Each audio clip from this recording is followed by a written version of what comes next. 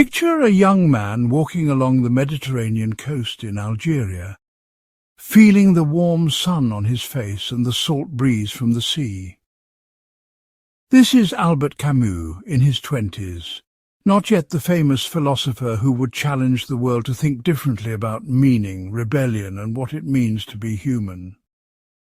Born into poverty in 1913 in the small town of Mondovi, he would lose his father to World War I before his first birthday. Raised by his deaf mother and stern grandmother, Camus learned early that life offers no guarantees, no easy answers, no comfortable certainties. But something extraordinary happened in that harsh landscape of colonial Algeria.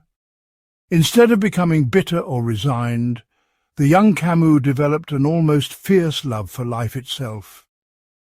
He played goalkeeper for his local football team, studied philosophy at the University of Algiers, and began writing with a passion that would never leave him. He contracted tuberculosis at 17, a disease that would shadow him throughout his life and remind him constantly of human fragility. Yet this brush with mortality only intensified his determination to live fully and honestly.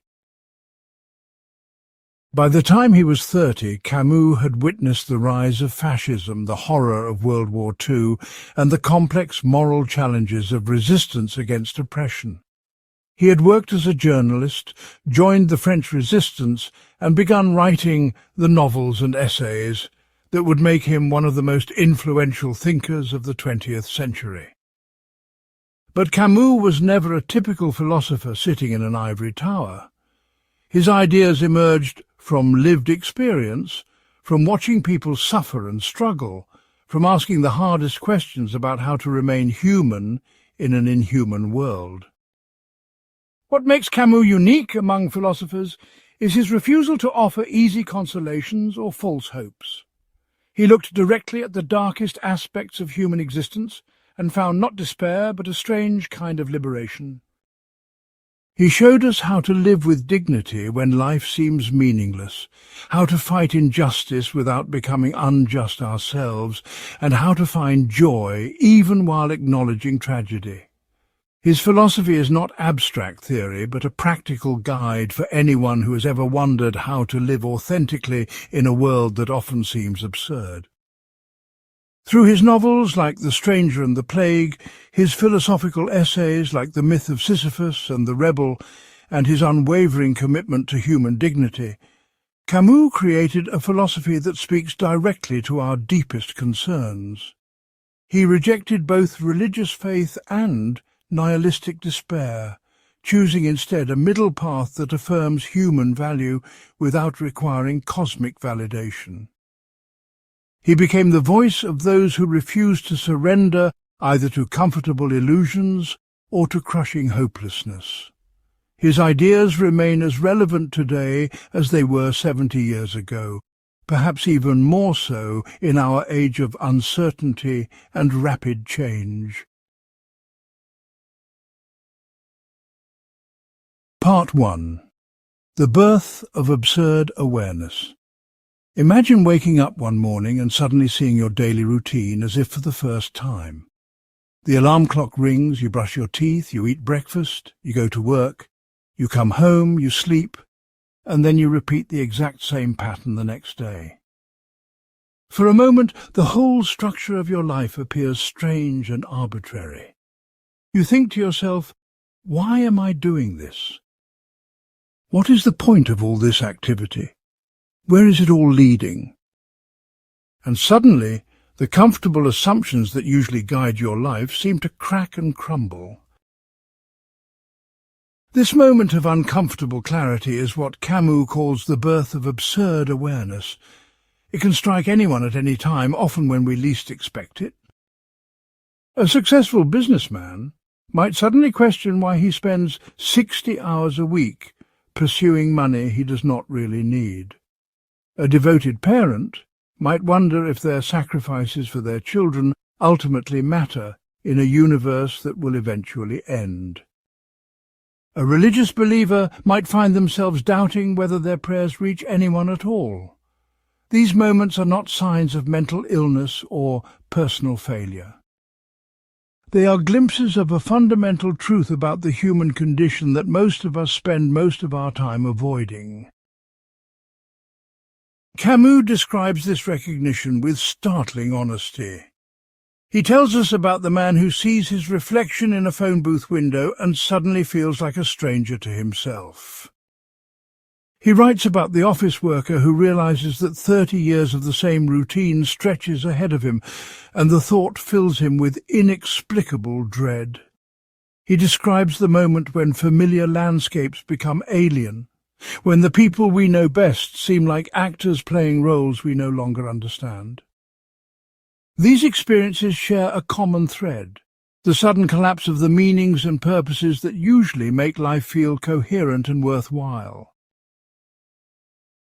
But what exactly is this absurdity that Camus identifies as central to human existence? Many people misunderstand this concept, thinking it means that life is simply silly or meaningless in an obvious way. But Camus is making a much more precise and challenging observation.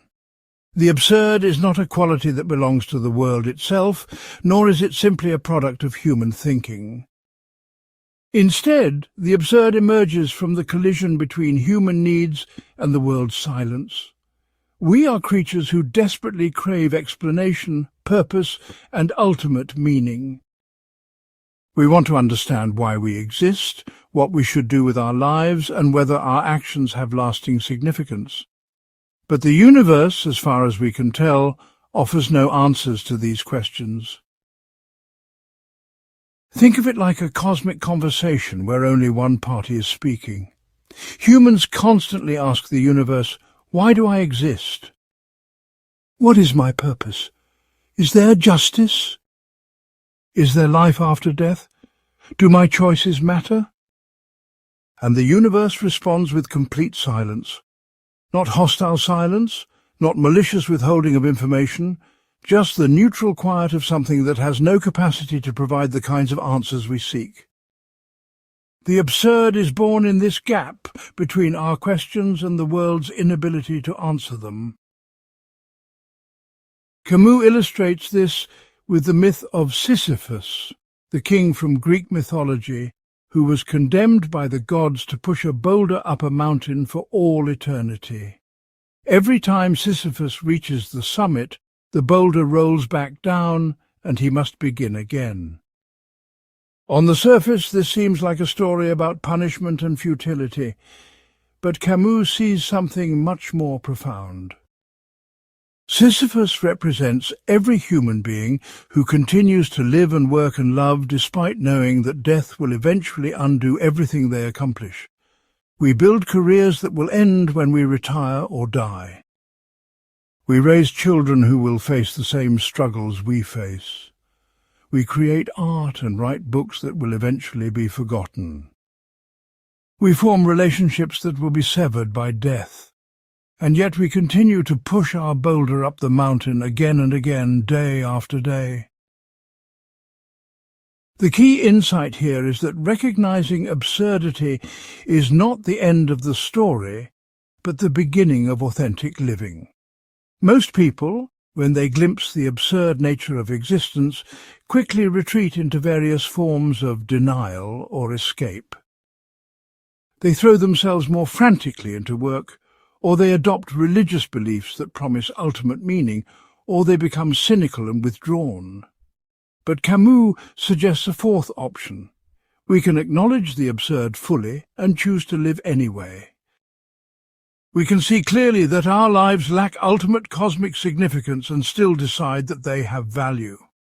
We can accept that our questions may never be answered and continue to live with passion and engagement. This is what Camus means when he talks about living without appeal. We stop appealing to external authorities, whether divine or philosophical or political, to justify our existence or provide us with ready-made purposes.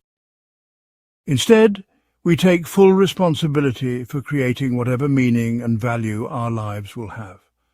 This is not a comfortable philosophy. It offers no guarantees, no ultimate consolations, no promise that everything will work out in the end. But it does offer something precious, the possibility of living with complete honesty and authenticity. When we stop pretending that life has meanings it does not possess, we become free to discover the meanings it does possess. The recognition of absurdity also reveals something important about the human condition. We are the only creatures we know of who can step back from our immediate circumstances and ask whether those circumstances make sense. A tree grows toward the sun without questioning its purpose. A lion hunts without wondering about the ultimate meaning of hunting.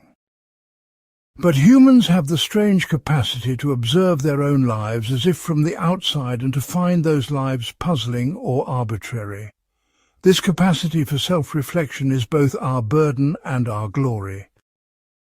It creates the absurd situation where we can recognize absurdity, but it also creates the possibility of conscious choice and authentic rebellion against our circumstances. Camus emphasizes that the feeling of absurdity is not constant. Most of the time, we are absorbed in immediate tasks and concerns. We worry about paying bills, we enjoy meals with friends, we get annoyed by traffic jams, we take pleasure in good books or beautiful music. The sense that life is absurd typically strikes us in moments of pause, when we step back from our immediate involvement and see the larger pattern. These moments might come during routine activities like commuting or washing dishes, when our minds are free to wander. They might come during times of major life transitions, when familiar structures suddenly seem questionable. Or they might come in response to encounters with death, either our own mortality or the loss of someone we love. The important thing is not to dismiss these moments as depression or neurosis. Camus argues that the recognition of absurdity represents a kind of philosophical awakening, a moment when we see through the comfortable illusions that usually sustain us. These moments are uncomfortable precisely because they are truthful. They strip away the customary narratives we tell ourselves about progress, purpose, and ultimate meaning. They confront us with the basic facts of human existence. We are temporary beings in a vast and indifferent universe, and our individual lives will end without cosmic fanfare. But acknowledging these facts does not have to lead to despair. Instead, it can become the foundation for a more honest and ultimately more satisfying way of living. Part 2. Sisyphus as the ultimate absurd hero. Now that we understand what Camus means by the absurd, we can return to Sisyphus with fresh eyes. This ancient king, condemned to eternal, futile labour, becomes in Camus' hands the perfect symbol of human dignity in the face of meaningless suffering. But why should we care about a character from Greek mythology? What does his story have to teach us about living in the 21st century? The genius of Camus' interpretation lies in how he transforms our understanding of what constitutes victory and defeat. At first glance, Sisyphus appears to be the ultimate loser. He has been outsmarted by the gods, stripped of his kingdom, and sentenced to perform the most futile task imaginable. Every day he struggles with enormous effort to push his boulder to the mountaintop. Every day he achieves his goal, and every day he watches his achievement crumble as the boulder rolls back down. If we measure success by permanent accomplishment, Sisyphus is the greatest failure who ever lived. But Camus invites us to imagine the moment when Sisyphus walks back down the mountain to retrieve his boulder. This is the pause between efforts, the brief respite between one futile task and its repetition. In this moment, Sisyphus is superior to his rock because he is conscious of his situation in ways that the rock cannot be. He knows exactly what awaits him: more struggle, more temporary success, more inevitable failure. He harbours no illusions about achieving permanent victory over his circumstances, yet he continues. And in that continuation, Camus finds something magnificent. The key to understanding Sisyphus as a hero lies in recognizing what he has given up and what he has retained. He has given up hope in the conventional sense. He no longer believes that his situation will fundamentally change, that the gods will relent, or that his boulder will somehow stay at the top of the mountain. He has abandoned the illusion that his work will achieve lasting results. But he has retained something more valuable, his capacity for conscious choice. Every morning Sisyphus could refuse to push the boulder. He could sit down in despair, or rage impotently at the gods, or try to bargain his way out of his punishment. Instead, he chooses to engage fully with the task before him. This choice transforms everything. Sisyphus is no longer a victim of circumstances, but an active participant in his own existence. His punishment becomes his project. The very meaninglessness of his task becomes a kind of freedom.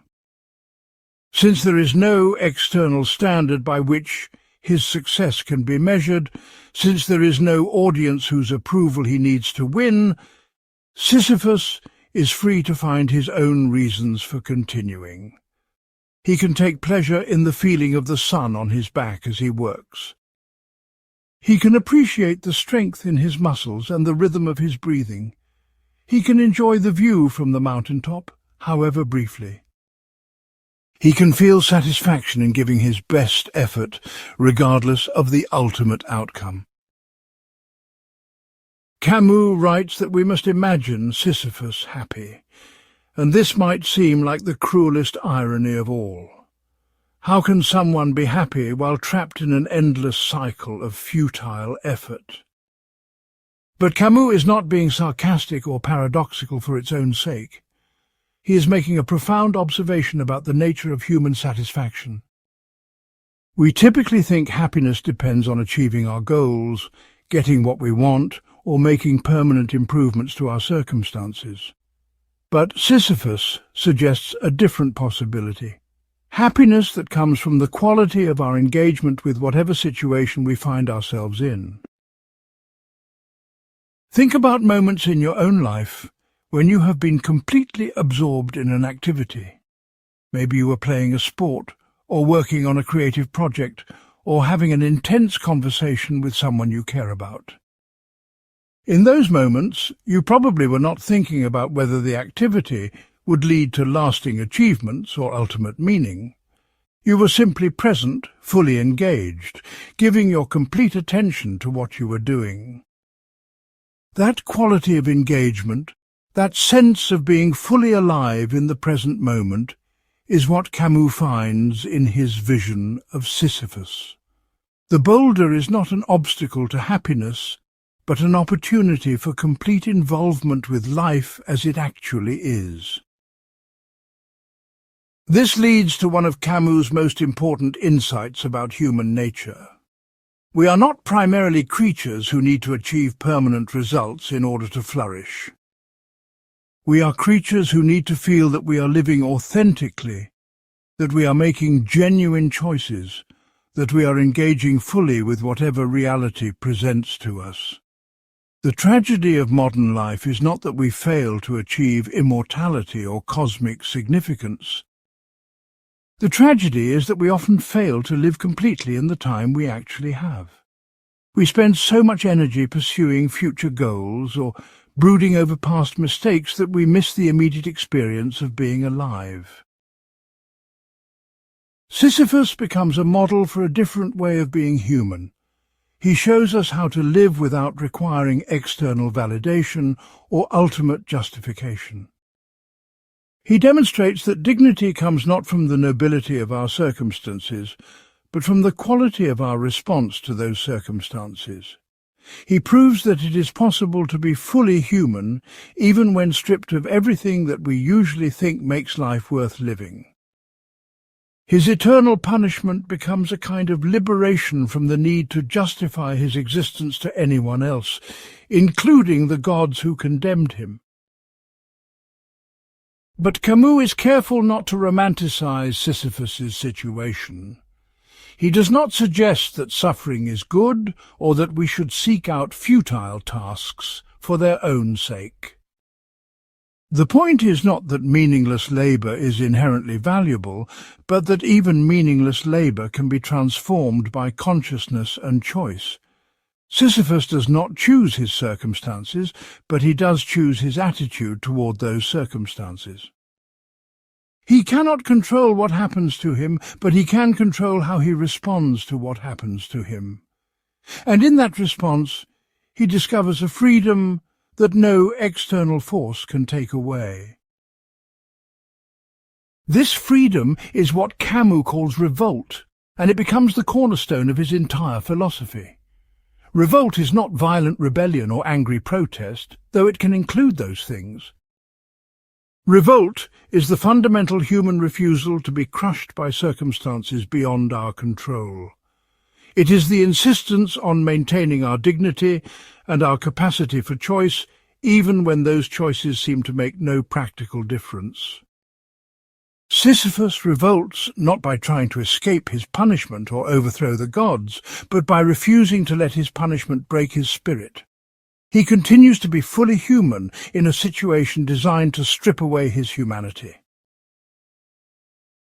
The image of Sisyphus pushing his boulder also captures something essential about the rhythm of human life. We all have our boulders, the daily tasks that must be repeated, the problems that keep recurring, the challenges that never seem to be permanently solved. We go to work, come home, sleep, and wake up to go to work again. We clean our houses, and they get dirty again. We solve problems, and new problems arise. We form relationships, and those relationships require constant attention and renewal. From one perspective, this repetition can seem depressing, a sign that we are trapped in meaningless cycles. But from Sisyphus's perspective, this repetition becomes an opportunity for ongoing engagement, for finding new ways to approach familiar challenges, for deepening our appreciation of the simple fact that we are alive to face another day. Part 3. The 3 responses to absurdity. When human beings confront the absurd nature of existence, Camus observes that they typically respond in one of 3 ways. Understanding these responses is crucial because our choice among them shapes everything about how we live. Each response represents a different relationship to the fundamental tension between human needs and the world's silence. Each has its own logic, its own appeal, and its own consequences. The first response is physical suicide, and Camus considers this the most important philosophical problem of all. When people truly grasp that their lives may lack ultimate meaning, that their efforts may be fundamentally futile, that death will eventually undo everything they accomplish, some conclude that there is no point in continuing. If life is absurd, they reason, why not simply end it? If there is no cosmic purpose to fulfill, no divine plan to serve, no ultimate justice to vindicate our struggles, why endure the pain and difficulty of existence? This response has a certain logical consistency. If meaning is what makes life worth living, and if life truly lacks meaning, then perhaps life is not worth living. But Camus argues passionately against this conclusion. Physical suicide, he believes, represents a fundamental misunderstanding of what the absurd actually tells us about human existence. The absurd is not a reason to give up on life, but a reason to approach life differently. When we recognize that our existence has no external justification, we become free to create our own justifications. When we accept that no external authority will provide us with ready-made purposes, we become free to choose our own purposes. The absence of cosmic meaning does not make life meaningless in every sense. It simply means that whatever meaning life has must come from human sources rather than divine or metaphysical ones. Moreover, Camus points out that suicide contradicts the very impulse that led to the recognition of absurdity in the first place. We discover the absurd because we care deeply about meaning, purpose, and value. The feeling that life is absurd arises from our passionate investment in life, not from indifference to it. We feel frustrated by the world's silence precisely because we want so much to understand our place in it. To respond to this frustration by ending our existence is to abandon the very thing that makes us distinctively human, our capacity to question, to seek, to refuse easy answers. Suicide eliminates the absurd by eliminating the consciousness that recognizes it, but this is like solving a mathematical problem by destroying the mathematician. The second response is what Camus calls philosophical suicide, and he considers this even more common and perhaps more dangerous than physical suicide. Philosophical suicide occurs when people cannot bear the weight of absurdity and leap into some form of faith that promises to resolve the tension between human needs and the world's silence. This faith might be religious, believing in a God who provides ultimate meaning and purpose. It might be political, believing in historical progress or revolutionary change that will eventually create a perfect society. It might be metaphysical, believing in some cosmic order or universal principle that makes everything make sense. What all these responses have in common is the refusal to live with uncertainty and the insistence that ultimate answers must exist somewhere. Camus understands the appeal of philosophical suicide. Living with absurdity is genuinely difficult. It requires us to act without guarantees, to choose without certainty, to commit ourselves to projects and relationships that may ultimately be meaningless. It is much more comfortable to believe that God has a plan for our lives, or that history is moving toward justice, or that the universe operates according to some benevolent design. These beliefs provide guidance for action, consolation in times of suffering, and hope for the future. They allow us to feel that our struggles serve some larger purpose, that our pain has meaning, that everything will work out in the end. But Camus argues that philosophical suicide is ultimately dishonest. It represents a betrayal of the very intelligence that led us to recognize the absurd in the first place. We cannot unknow what we have learned about the silence of the universe. We cannot simply choose to believe things that our reason tells us are false or unprovable. When we leap into faith, we abandon the very capacity for critical thinking that makes us human. We become like people who close their eyes and pretend that darkness is light. The comfort we gain comes at the cost of intellectual integrity and authentic engagement with reality as it actually is. Camus is particularly critical of existentialist philosophers like Kierkegaard and Jaspers, who acknowledge the absurd but then leap into religious faith as a solution. He sees this as having it both ways, using rational analysis to demonstrate the limitations of reason, then abandoning reason when its conclusions become uncomfortable. Similarly, he criticizes political ideologies that promise ultimate solutions to human problems through revolutionary change. These ideologies typically begin with honest recognition of injustice and suffering, but then create elaborate theories about historical necessity and inevitable progress that function like secular religions. They ask us to sacrifice present goods for the sake of future perfection, to accept current suffering as necessary for eventual paradise. In Camus' view, this represents another form of escape from the immediate reality of human existence. The third response, which Camus advocates, is revolt. Revolt is the refusal to escape from absurdity either through suicide or through false hope.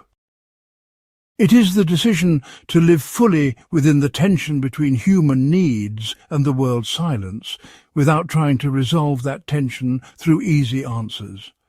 Revolt says no to the absurd in the sense of refusing to be crushed by it, but it also says yes to the absurd in the sense of accepting it as the fundamental condition of human existence. It is neither resignation nor rebellion, but something more complex, the determination to live authentically within limits we cannot change. Revolt begins with lucidity, the clear-eyed recognition of our situation. We are temporary beings in a vast universe that shows no sign of caring about our individual fate. We will die, and eventually everyone we love will die, and eventually our species will become extinct, and eventually the universe itself will end. Our actions will not have eternal consequences, our achievements will not last forever, and our suffering serves no cosmic purpose. These facts are not pleasant, but they are facts nonetheless, and revolt begins with accepting them without flinching. But revolt does not end with this recognition. Having accepted the basic absurdity of existence, the person in revolt chooses to live anyway. More than that, they choose to live fully, passionately, with complete engagement. They do not withdraw from life or hold themselves at a distance from commitments and relationships. Instead, they throw themselves into life more completely than people who live by false hopes, because they know that this life is all they have. There is no afterlife to compensate for present suffering, no historical vindication to justify current sacrifice. Every moment matters precisely because no moment has ultimate significance beyond itself. Revolt also involves what Camus calls the creation of values. If there are no external sources of meaning and purpose, then we must create our own meanings and purposes. This is not arbitrary or whimsical creation, because we remain constrained by our nature as human beings who live together on a shared planet. We cannot create just any values we please, because some values support human flourishing while others undermine it. But within these constraints we have genuine freedom to choose what matters to us, what we will commit ourselves to, how we will spend the time we have been given. This freedom is both exhilarating and terrifying because it makes us fully responsible for the shape our lives take. Part 4. The Trap of False Hope and Escape. To understand why Camus considers philosophical suicide so dangerous, we need to examine more closely the various forms it takes and why they prove ultimately unsatisfying. The human hunger for ultimate meaning runs so deep that entire civilizations have been built around promises to satisfy it. Yet Camus argues that these promises, however well-intentioned, end up betraying the very human needs they claim to fulfill. Consider religious faith as a response to the absurd. When someone encounters the silence of the universe and the apparent meaninglessness of existence, religious belief offers a compelling alternative. God has a plan, religious faith tells us. Your suffering serves a purpose you may not understand, but that will be revealed in time. Your life has ultimate significance because you are loved by the Creator of the universe. Death is not the end, but a transition to eternal life where all questions will be answered and all wounds healed. Justice may not prevail in this world, but it will certainly prevail in the next. Your sacrifices and struggles contribute to a cosmic story that will culminate in perfect goodness and truth. The psychological appeal of this response is obvious. It transforms every aspect of human experience, reframing suffering as redemptive, death as illusory, and individual existence as eternally significant. It provides clear guidance for action through divine commandments and religious traditions. It offers a community of believers who share the same fundamental assumptions about reality. It promises that no effort toward goodness is ever wasted, no act of love ever forgotten, no injustice left forever unaddressed. For many people, religious faith provides exactly the kind of ultimate meaning and purpose that the absurd seems to deny. But Camus argues that this solution comes at too high a price. Religious faith requires us to believe things for which we have no empirical evidence and which often contradict what we observe about the world. It asks us to trust that there is a benevolent purpose behind experiences that seem clearly purposeless. It demands that we interpret natural disasters, diseases, and human cruelties as somehow serving God's loving plan. It requires us to believe that an all-powerful and all-good deity allows innocent suffering for reasons too mysterious for human understanding. These beliefs may bring comfort, but they require us to suppress or ignore the very rational capacities that led us to recognize the absurd in the first place. Moreover, religious faith often becomes a way of avoiding full engagement with present reality. If this life is merely a test or preparation for eternal life, then it makes sense to endure rather than embrace our earthly existence. If suffering is redemptive and pleasure potentially corrupting, then it makes sense to be suspicious of joy and satisfaction. If the most important truths are revealed through faith rather than discovered through experience, then it makes sense to trust authority rather than personal observation. In Camus' view, religious faith often encourages a kind of withdrawal from the world, a refusal to take full responsibility for human existence as it actually is. Political ideologies can function as secular religions, offering their own versions of ultimate meaning and purpose. Marxism, for example, promises that history is moving inevitably toward a classless society where human alienation will be overcome and true freedom achieved. Fascism promises a return to national greatness and racial purity that will restore meaning and order to a chaotic world. Liberal progressivism promises that reason and science will eventually solve all human problems and create a just and prosperous society for everyone. Each of these ideologies takes genuine human concerns, legitimate critiques of existing conditions, and honest hopes for improvement, then transforms them into grand narratives about historical necessity and inevitable progress. Like religious faith, political ideologies offer compelling responses to the absurd. They provide explanations for why things are as they are and confident predictions about where they are heading. They give individuals a sense of participating in something larger than themselves, a historical movement that will outlast their individual lives. They offer clear criteria for distinguishing between right and wrong, progressive and reactionary, friend and enemy. They promise that present struggles and sacrifices will be vindicated by future victories. They create communities of true believers who share the same vision of human destiny. But Camus argues that political ideologies are just as problematic as religious faith when they function as escapes from absurdity. They typically require us to believe things about human nature and historical development that are not supported by evidence. They encourage us to sacrifice present goods for the sake of future benefits that may never materialize. They often justify terrible means by appealing to supposedly noble ends. They create rigid categories that divide the world into good and evil, us and them, the enlightened and the benighted. Most dangerously, They often lead to what Camus calls logical murder, the killing of actual human beings in the name of abstract principles. The problem with both religious and political forms of philosophical suicide is that they promise too much.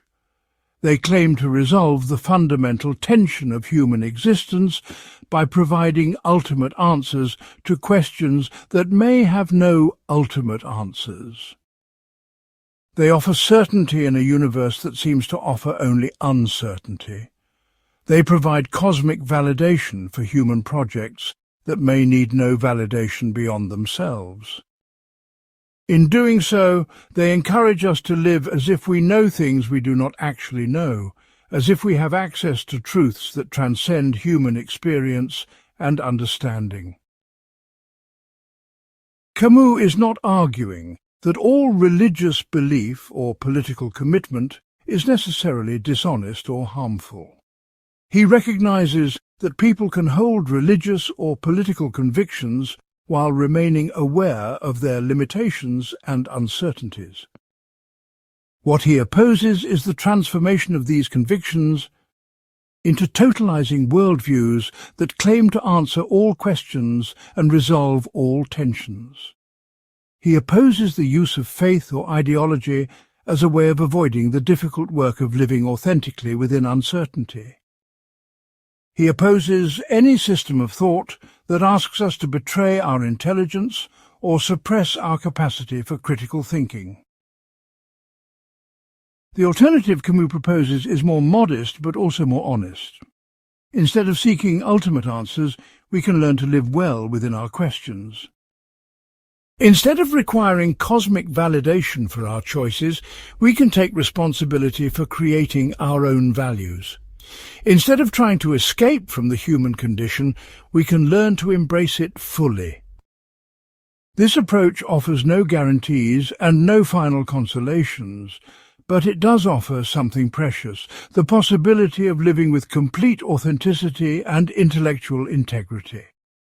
It allows us to remain faithful to our experience while still finding ways to commit ourselves passionately to the people and projects we care about. Part 5. Rebellion as the authentic human response. Having rejected both suicide and false hope as responses to the absurd, Camus develops his philosophy around the third option, rebellion. But this is not rebellion in the ordinary sense of violent uprising or angry protest. It is something much more fundamental and ultimately more radical, the basic human refusal to accept defeat at the hands of an indifferent universe. Rebellion, in Camus' understanding, is what makes us most distinctively human. The rebel, Camus tells us, is someone who says no. But this is not a simple rejection or a purely negative response. The rebel says no to specific conditions while simultaneously saying yes to certain values that those conditions violate. When a slave finally refuses to obey a particular command, they are not simply being contrary or difficult. They are asserting that there are limits beyond which human beings should not be pushed. They are claiming that they have dignity that deserves respect, rights that should not be violated, a nature that cannot be indefinitely suppressed. The word no contains within itself an implicit yes to something more precious than obedience. This means that rebellion is fundamentally an act of value creation. The rebel discovers what matters to them by discovering what they cannot tolerate. They learn what they stand for by learning what they will stand against. A person who has never rebelled against anything has never fully discovered what they believe in. A person who accepts every condition imposed upon them has never learned what their own deepest values actually are. Rebellion forces us to clarify our commitments and take responsibility for our choices. But Camus makes a crucial observation about the nature of authentic rebellion. The values that rebellion asserts are not purely individual or arbitrary. When the slave rebels, They do not claim special privileges for themselves alone. They assert the dignity of human beings as such, the rights that belong to anyone in their situation. Their rebellion implicitly extends to all people who face similar oppression. Their no to their own mistreatment becomes a no to mistreatment in general. Their yes to their own dignity becomes a yes to human dignity as such. This leads to one of Camus' most important insights. Rebellion naturally leads to solidarity. The rebel discovers that they are not alone in their situation, that others share their condition and deserve the same consideration they claim for themselves. The movement from I rebel to we exist is not an arbitrary leap, but a logical development. If my rebellion is based on universal human values, rather than personal preferences, then it commits me to supporting others who rebel for the same reasons. If I claim dignity for myself, I must recognize the same dignity in others. If I refuse to accept certain conditions for myself, I must oppose those conditions wherever they occur. This transforms rebellion from a purely personal response into a social and political commitment. The authentic rebel cannot remain satisfied with improving their own situation while ignoring the suffering of others. They cannot claim rights for themselves that they deny to other people. They cannot fight against oppression in one context while supporting it in another. Genuine rebellion commits us to the long-term project of creating a world where human dignity is more widely recognized and respected. It makes us responsible not just for our own authenticity, but for the conditions that make authenticity possible for everyone. But Camus is careful to distinguish authentic rebellion from the kind of absolute revolt that seeks to remake reality entirely. The rebel recognizes limits that the revolutionary refuses to accept. The rebel works within the basic conditions of human existence, trying to make those conditions more humane without trying to transcend them completely. The revolutionary, by contrast, often becomes intoxicated with the dream of perfect justice, absolute freedom, or total transformation. They begin to see current conditions not as problems to be ameliorated, but as obstacles to be eliminated entirely. They start to treat individual human beings not as ends in themselves, but as means to achieving their grand vision. This distinction is crucial for understanding Camus' political philosophy. He supports rebellion against injustice, oppression, and unnecessary suffering. He believes that human beings have the right and responsibility to resist conditions that deny their dignity. But he opposes revolutionary movements that promise to solve all human problems through radical transformation of society. He argues that such movements typically end up creating new forms of oppression that are often worse than the conditions they set out to change. The rebel seeks to improve the human condition within its basic parameters, while the revolutionary seeks to escape from the human condition entirely.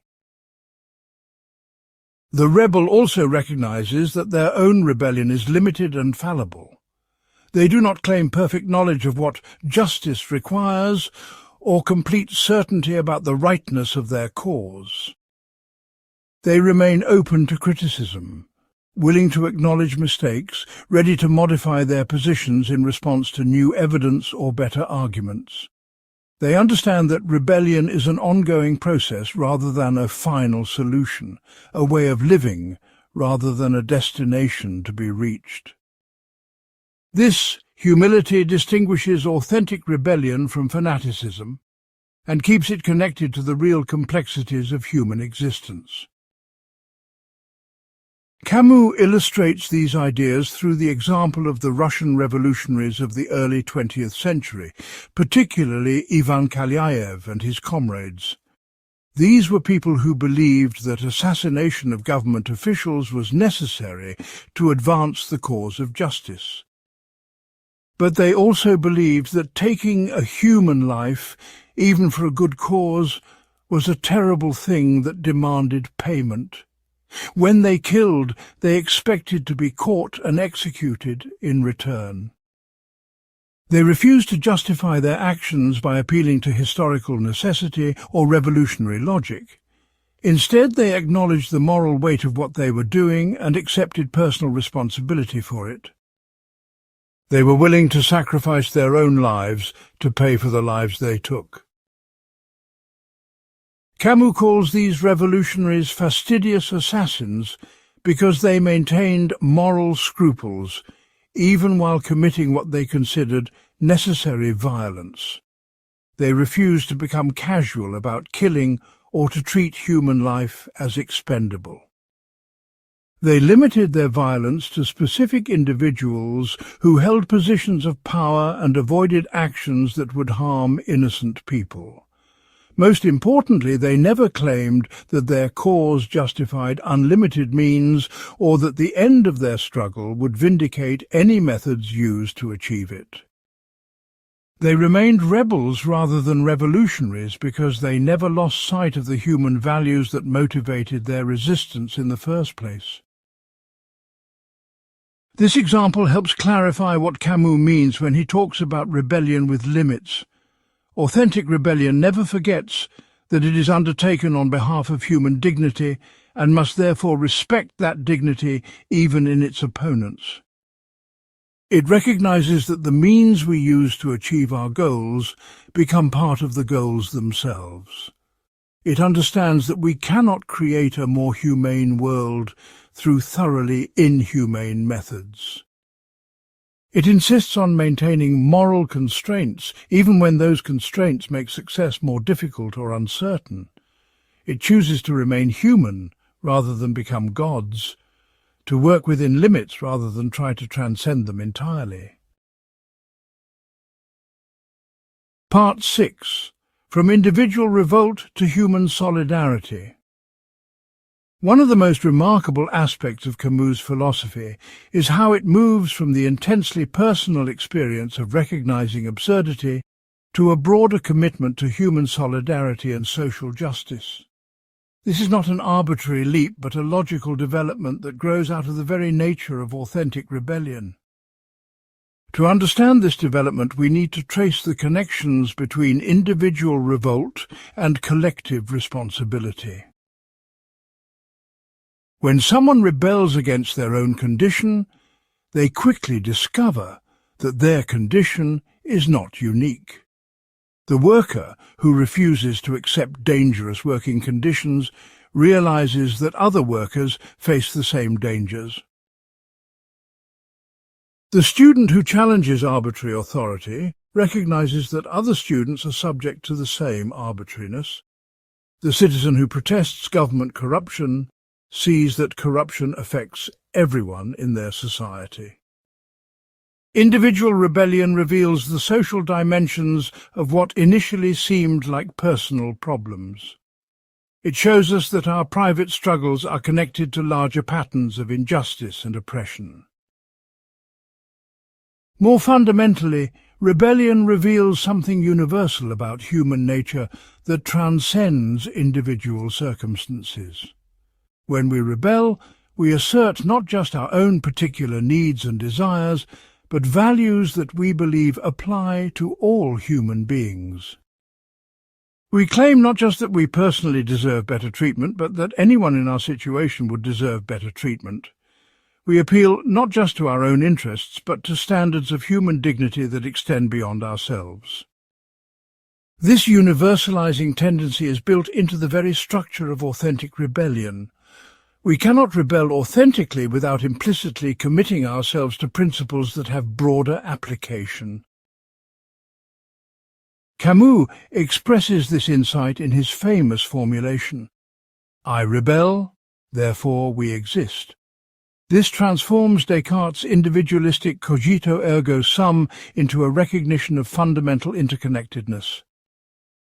My rebellion confirms not just my own existence as a thinking being, but our existence as beings who share common values and face common challenges.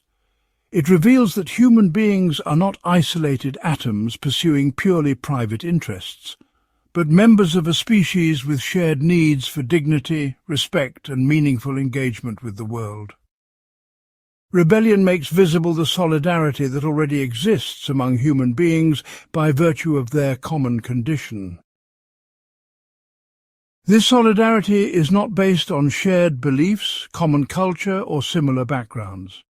It is based on something more fundamental: the shared experience of being conscious beings in an indifferent universe. We are all temporary creatures who will die, all questioners in a world that provides no ultimate answers, all beings who must create meaning without external guidance. We all face the choice between suicide, false hope, and authentic rebellion.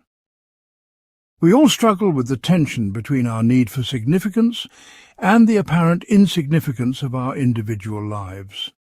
This common condition creates what Camus calls a metaphysical solidarity that transcends all the differences that usually divide people. But this solidarity is not merely theoretical or abstract. It has concrete implications for how we should treat one another and organize our societies.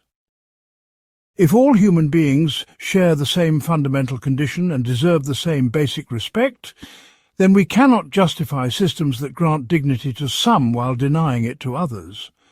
If rebellion reveals universal values rather than merely personal preferences, then we have obligations to support others who rebel for the same reasons we do. If we claim certain rights for ourselves, we must be willing to extend those rights to everyone who shares our humanity. This leads to what Camus calls the ethics of rebellion, a moral framework that grows directly out of the experience of revolt. This ethics does not depend on religious commands, metaphysical principles, or abstract theories about human nature. Instead, it emerges from the concrete experience of saying no to conditions we cannot accept and yes to values we cannot abandon. It is grounded in lived experience rather than philosophical speculation. It develops through practice rather than through theoretical reasoning. It remains connected to actual human needs rather than floating free in the realm of pure ideas. The ethics of rebellion has several distinctive characteristics. First, it is limited and modest in its claims. It does not promise to solve all human problems or eliminate all forms of suffering. It recognizes that the human condition includes tragedy, loss, and mortality that cannot be overcome through social change or individual effort. It works to reduce unnecessary suffering without promising to eliminate suffering entirely. It seeks to expand opportunities for human dignity without claiming that perfect dignity is achievable. Second, the ethics of rebellion is universal in its scope, but concrete in its application. It asserts that all human beings deserve respect and consideration, but it recognizes that this respect must be expressed through specific actions in particular situations. It provides general principles: dignity matters, suffering should be minimized, freedom should be protected, but it does not provide detailed blueprints for how to apply these principles in every context. It requires practical wisdom and ongoing judgment rather than mechanical application of rules. Third, the ethics of rebellion is self-limiting and self-correcting. It recognizes that rebels themselves can become oppressive if they lose sight of the values that motivated their rebellion in the first place. It insists that the means we use to achieve our goals must be consistent with the goals themselves. It maintains that we cannot create a more humane world through thoroughly inhumane methods.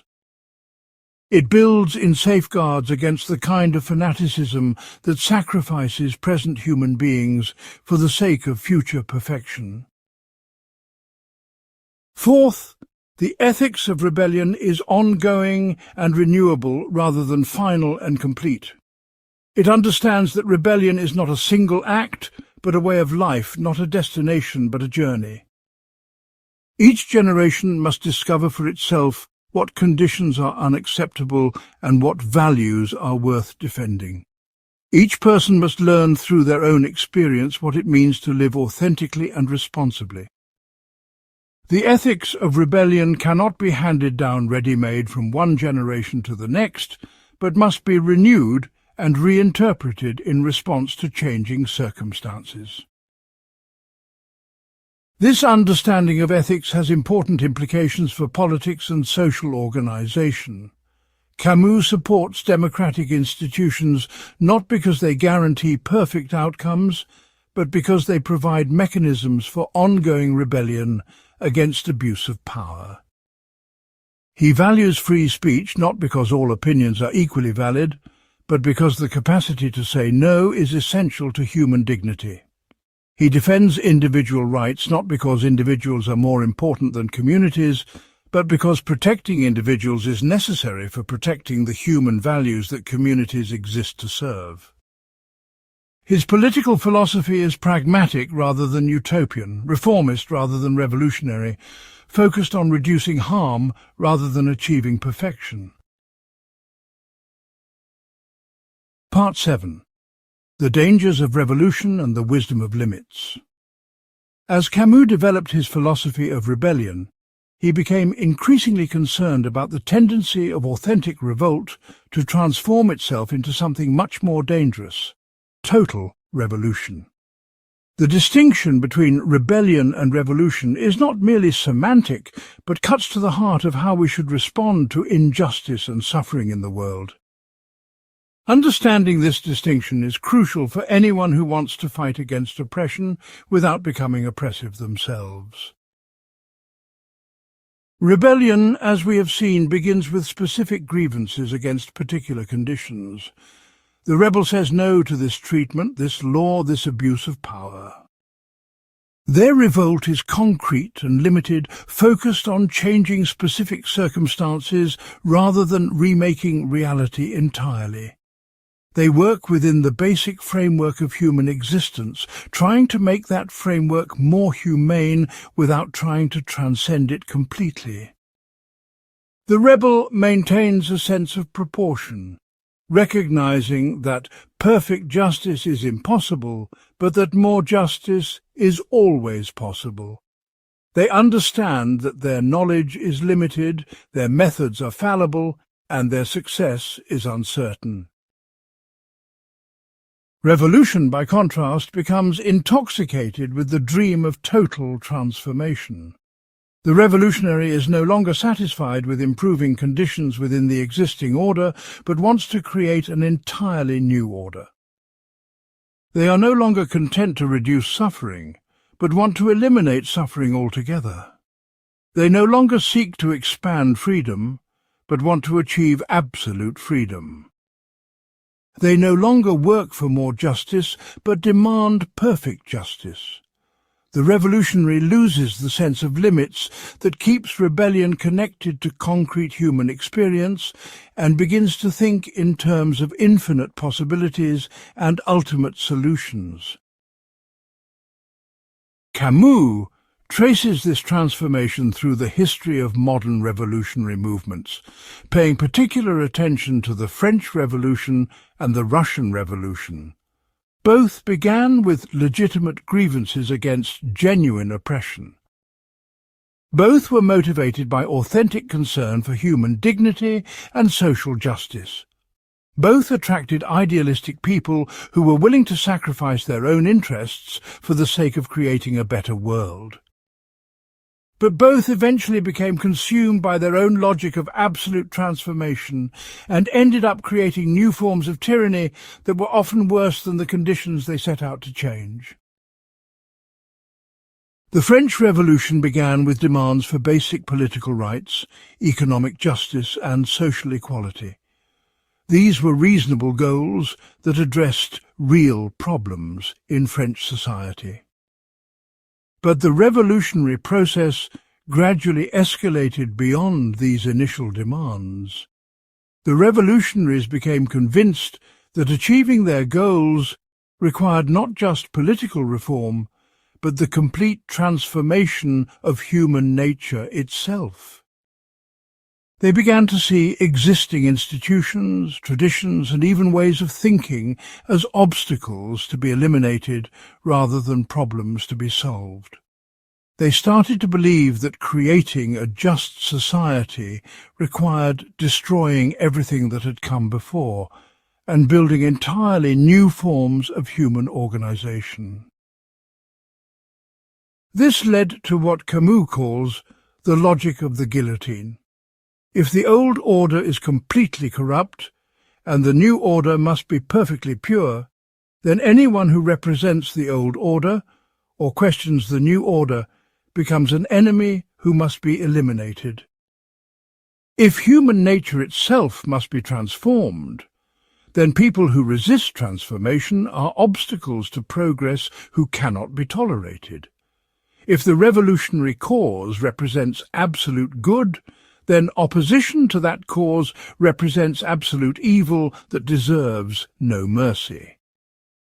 The revolutionaries became convinced that they were serving such a noble end that any means necessary to achieve that end were justified. They lost sight of the human values that had motivated their rebellion in the first place and became willing to sacrifice actual human beings for the sake of abstract principles. The Russian Revolution followed a similar pattern. It began with genuine grievances against an oppressive and incompetent Tsarist system. The Russian people faced poverty, political repression, and social inequality that cried out for reform. The Bolsheviks promised to create a society without classes, without exploitation, without alienation. They offered a vision of human liberation that would eliminate the sources of conflict and suffering that had plagued humanity throughout history. But this utopian vision required methods that contradicted the very values it claimed to serve. Lenin and his followers became convinced that creating a classless society required the complete destruction of the existing class system. This meant not just changing economic arrangements, but eliminating entire categories of people who were defined as class enemies. The kulaks, the bourgeoisie, the aristocracy, and eventually anyone who questioned party doctrine became targets for liquidation. The revolutionaries justified these actions by appealing to historical necessity and the greater good of humanity.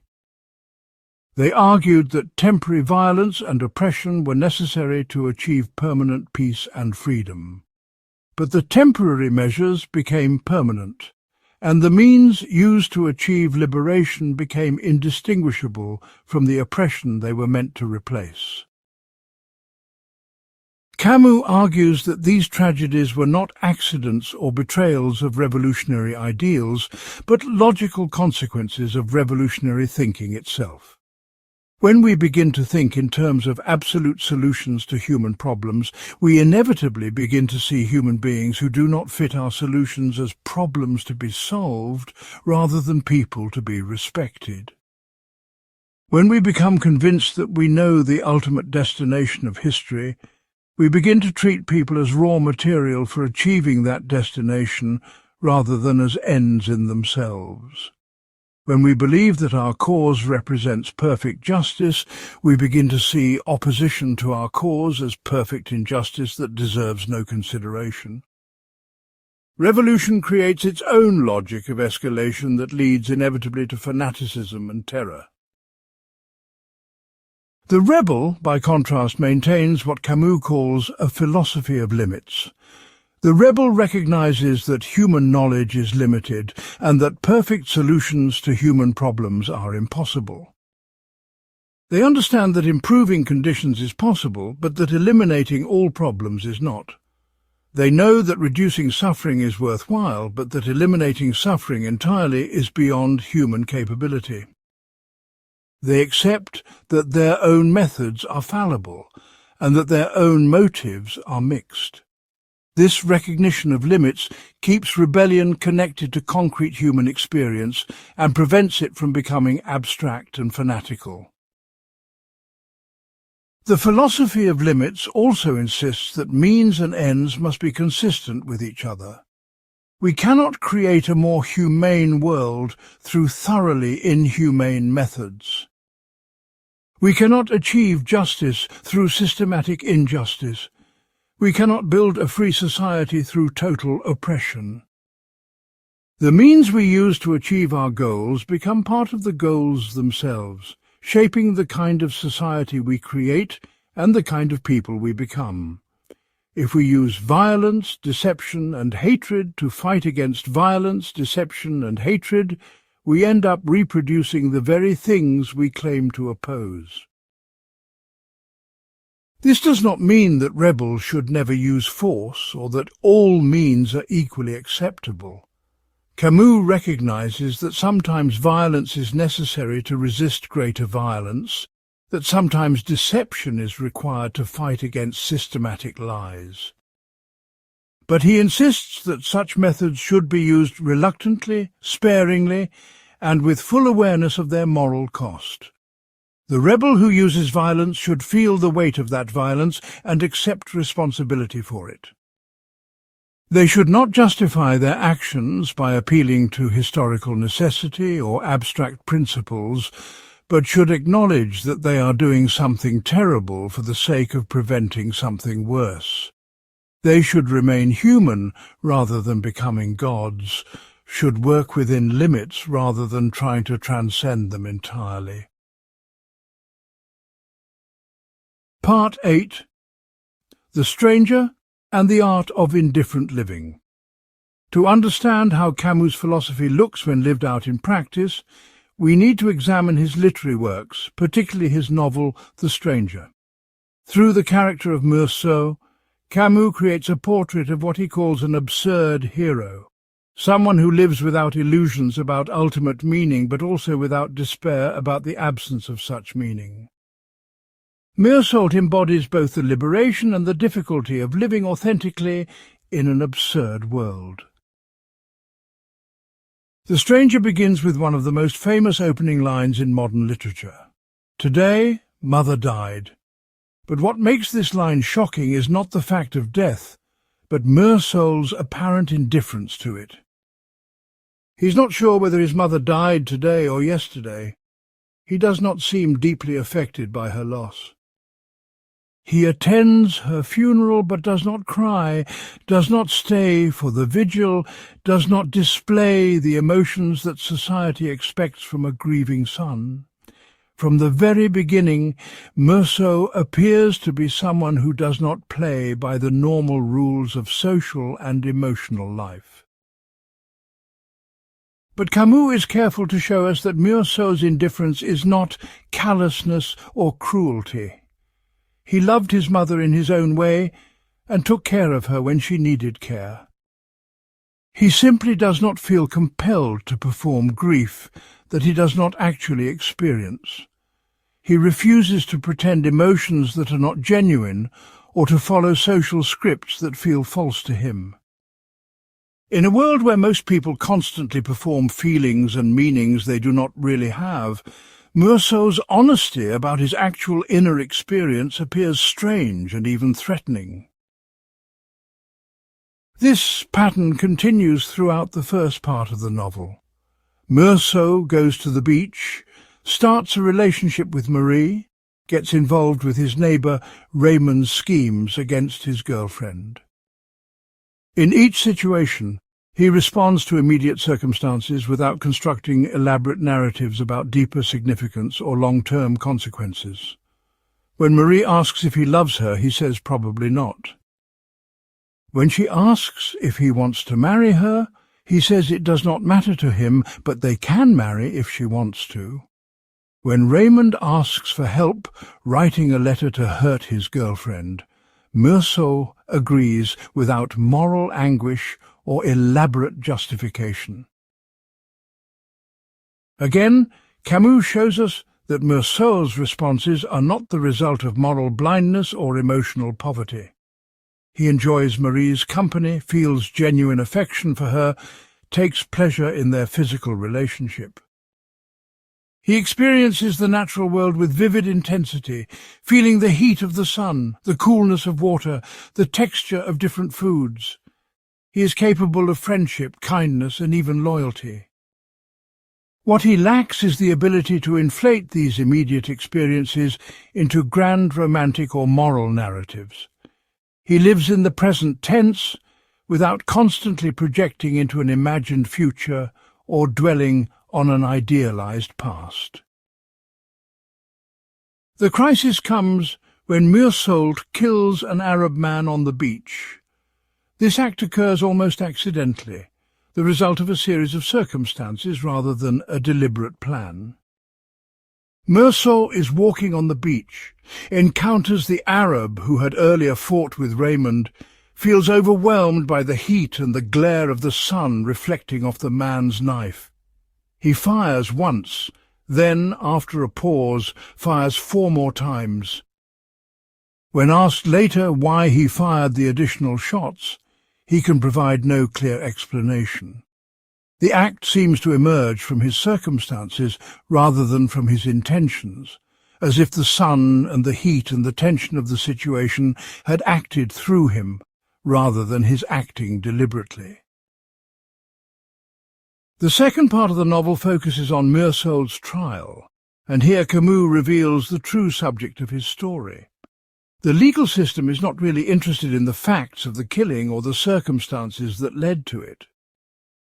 Instead, the prosecution focuses on Meursault's character, particularly his behaviour at his mother's funeral.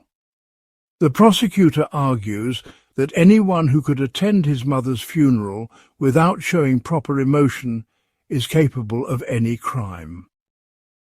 Meursault is condemned not for what he did, but for who he is, not for his actions, but for his refusal to perform the social role of the grieving son and the remorseful killer. During the trial, various witnesses testify about Meursault's character. His employer mentions that Meursault showed no ambition and seemed content with his current position. Marie testifies about their relationship, but her words are twisted to make Meursault appear callous and immoral. The caretaker from his mother's nursing home describes how Meursault did not want to see his mother's body and did not cry during the funeral. Each piece of evidence is used to build a picture of someone who stands outside normal human feeling and social obligation. The prosecutor calls him Monsieur Antichrist and argues that his indifference to social norms makes him a danger to society. Camus uses the trial to show how society punishes authenticity and rewards performance. If Meursault had cried at his mother's funeral, expressed remorse for the killing, and claimed that he was motivated by jealousy or anger or some other recognizable emotion, he might have received a lighter sentence. But his refusal to play the expected roles, to provide the kind of narrative that would make his actions comprehensible within conventional frameworks, marks him as fundamentally alien. The court cannot tolerate his honesty about the arbitrariness of his actions and the absence of deeper meaning in his choices. In prison, awaiting execution, Meursault gradually comes to understand his situation more clearly. A chaplain visits him and tries to get him to turn to God, to find meaning in his suffering, to prepare for an afterlife that will make sense of his earthly existence. But Meursault rejects these consolations with surprising passion. He has accepted the absurdity of his situation and does not want false hope or imaginary meaning. He prefers honest despair to comforting illusions. He would rather face death without consolation than live with beliefs he knows are false. In the final pages of the novel, Meursault achieves a kind of peace. He accepts his fate without bitterness and without hope. He recognizes that the universe is indifferent to his individual existence, that his life has no cosmic significance, that his death will change nothing important about the world.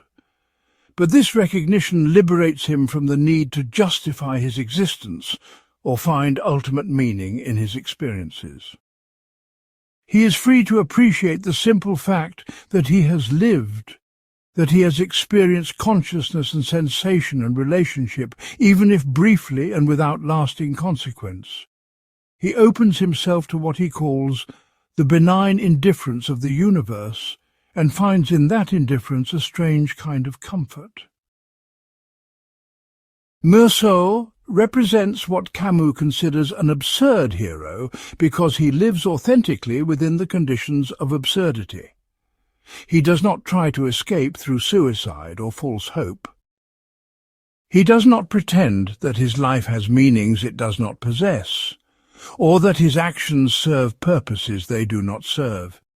He accepts responsibility for his choices without claiming that those choices were justified by external authorities or ultimate values. He faces death without consolation, but also without despair. He embodies the possibility of living fully human, even when stripped of everything that people usually think makes life meaningful. The Stranger shows us both the appeal and the cost of living without illusions. Meursault's honesty is refreshing in a world full of pretense and false sentiment. His acceptance of absurdity is dignified and even courageous. His refusal to perform emotions he does not feel or embrace beliefs he does not hold demonstrates a kind of integrity that most people lack.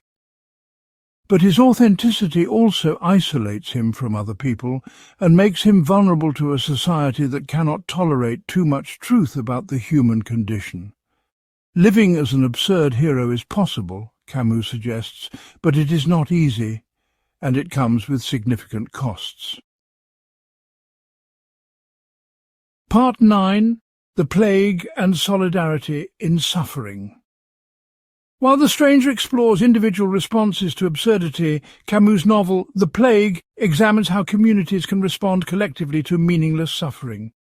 Set in the Algerian city of Oran during an outbreak of bubonic plague, the novel serves as both a realistic portrayal of epidemic disease and an allegory for any situation where human beings must face random, inexplicable catastrophe.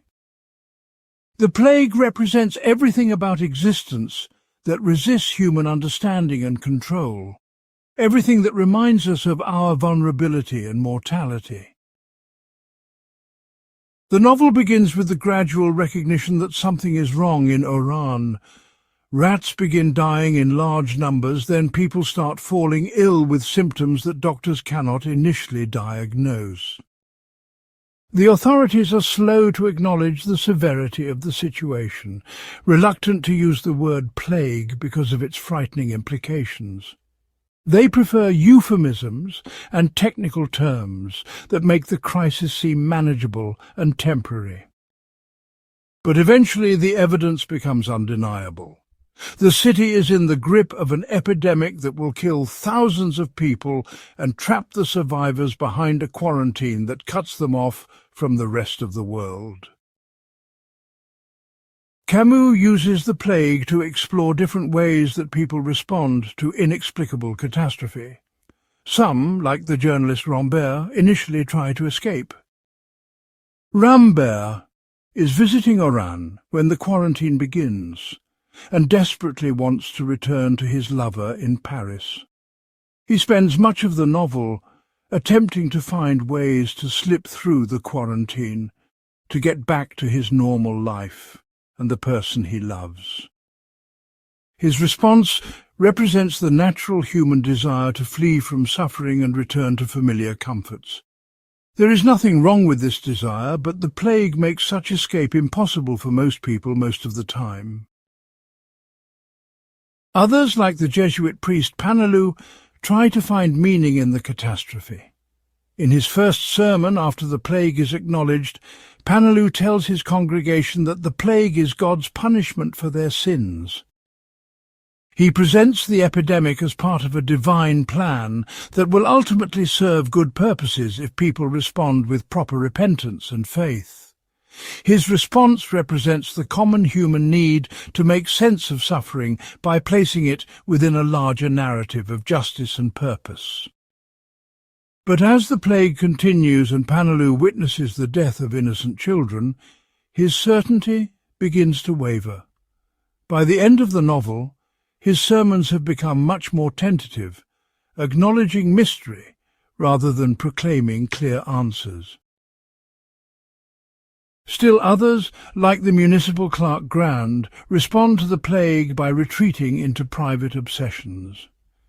Grand spends his time working on a novel that he rewrites constantly, never getting beyond the first sentence. His perfectionism becomes a way of avoiding direct engagement with the crisis around him. He represents people who respond to overwhelming circumstances by focusing on small, controllable tasks that give them a sense of purpose and accomplishment.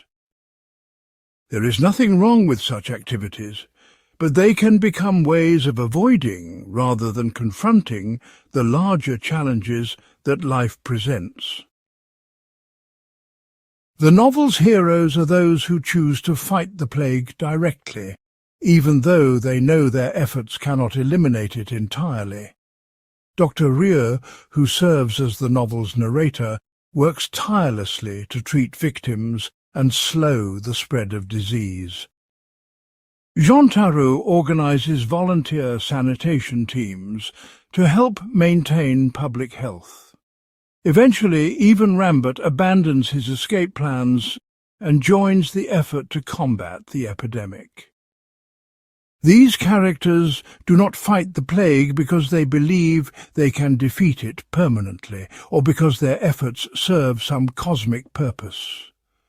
They fight it simply because fighting is the appropriate human response to unnecessary suffering. Camus makes it clear that the plague will eventually end on its own, regardless of human efforts to combat it. Epidemics follow natural cycles that have little to do with human intervention. The heroes of the novel are not heroes because they save the city, but because they refuse to accept avoidable suffering as inevitable.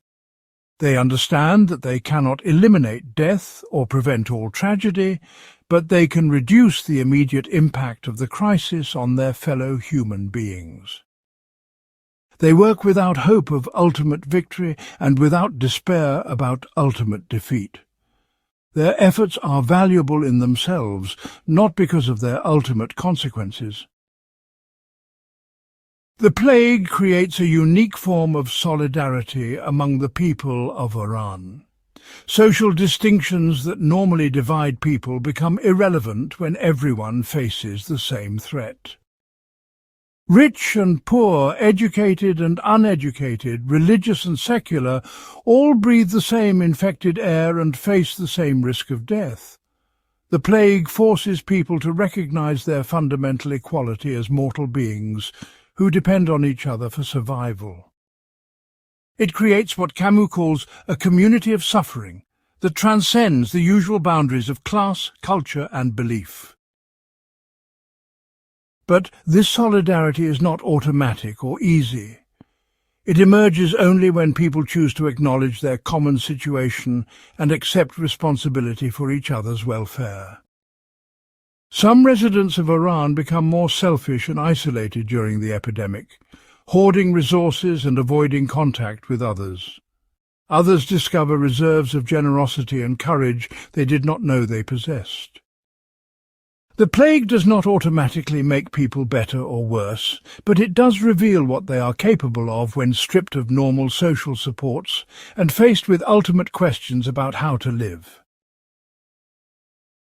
Dr. Rieu embodies Camus' ideal of how to respond to absurd suffering.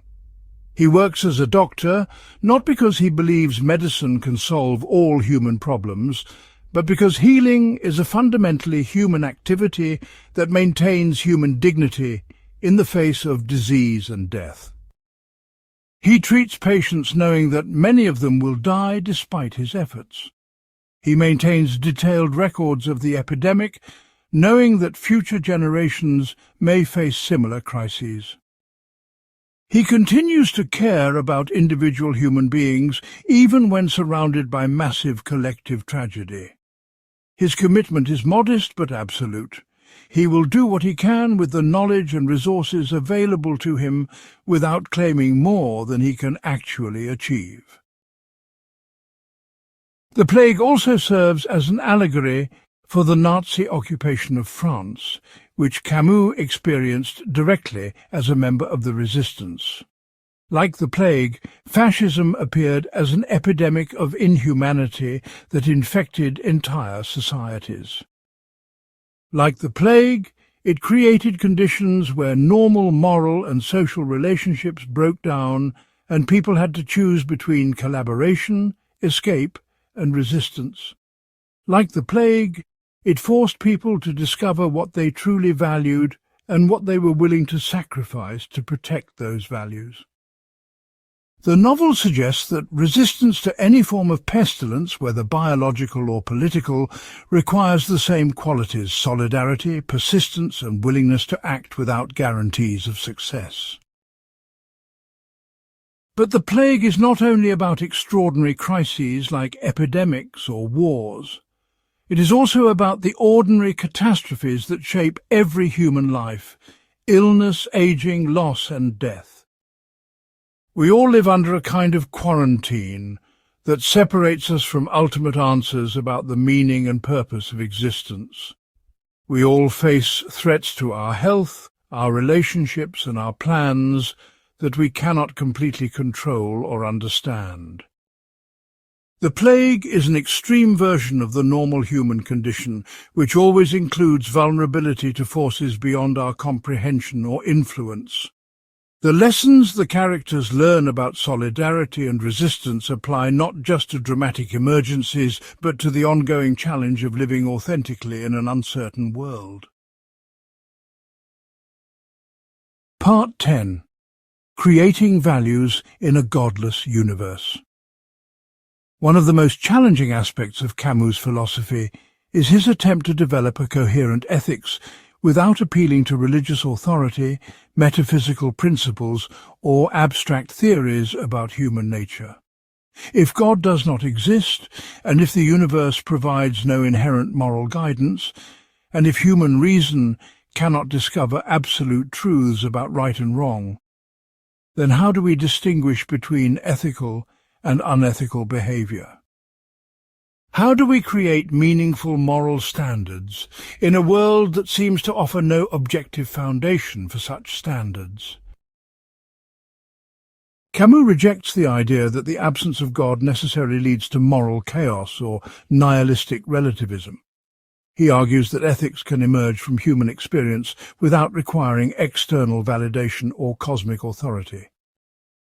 The key insight is that moral values are not discovered like scientific facts, but created through the choices we make and the commitments we accept. This does not make them arbitrary or purely subjective, because some values support human flourishing while others undermine it.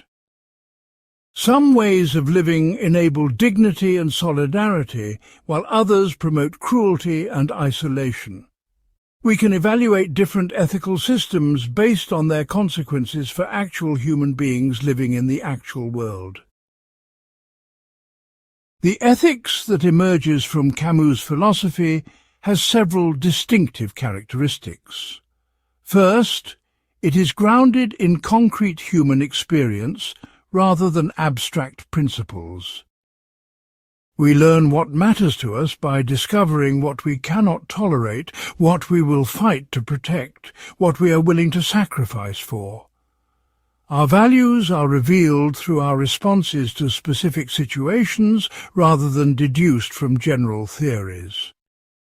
This makes ethics an ongoing process of discovery rather than a fixed system of rules. We do not start with complete knowledge of what we believe and then apply that knowledge to particular cases.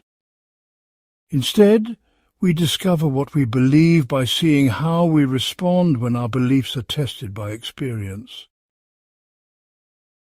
Second, Camus' ethics is universalizable without being absolute. When we rebel against conditions we find intolerable, we implicitly assert that anyone in similar circumstances would have similar reasons for rebellion. Our revolt appeals to values that extend beyond our personal preferences and individual interests.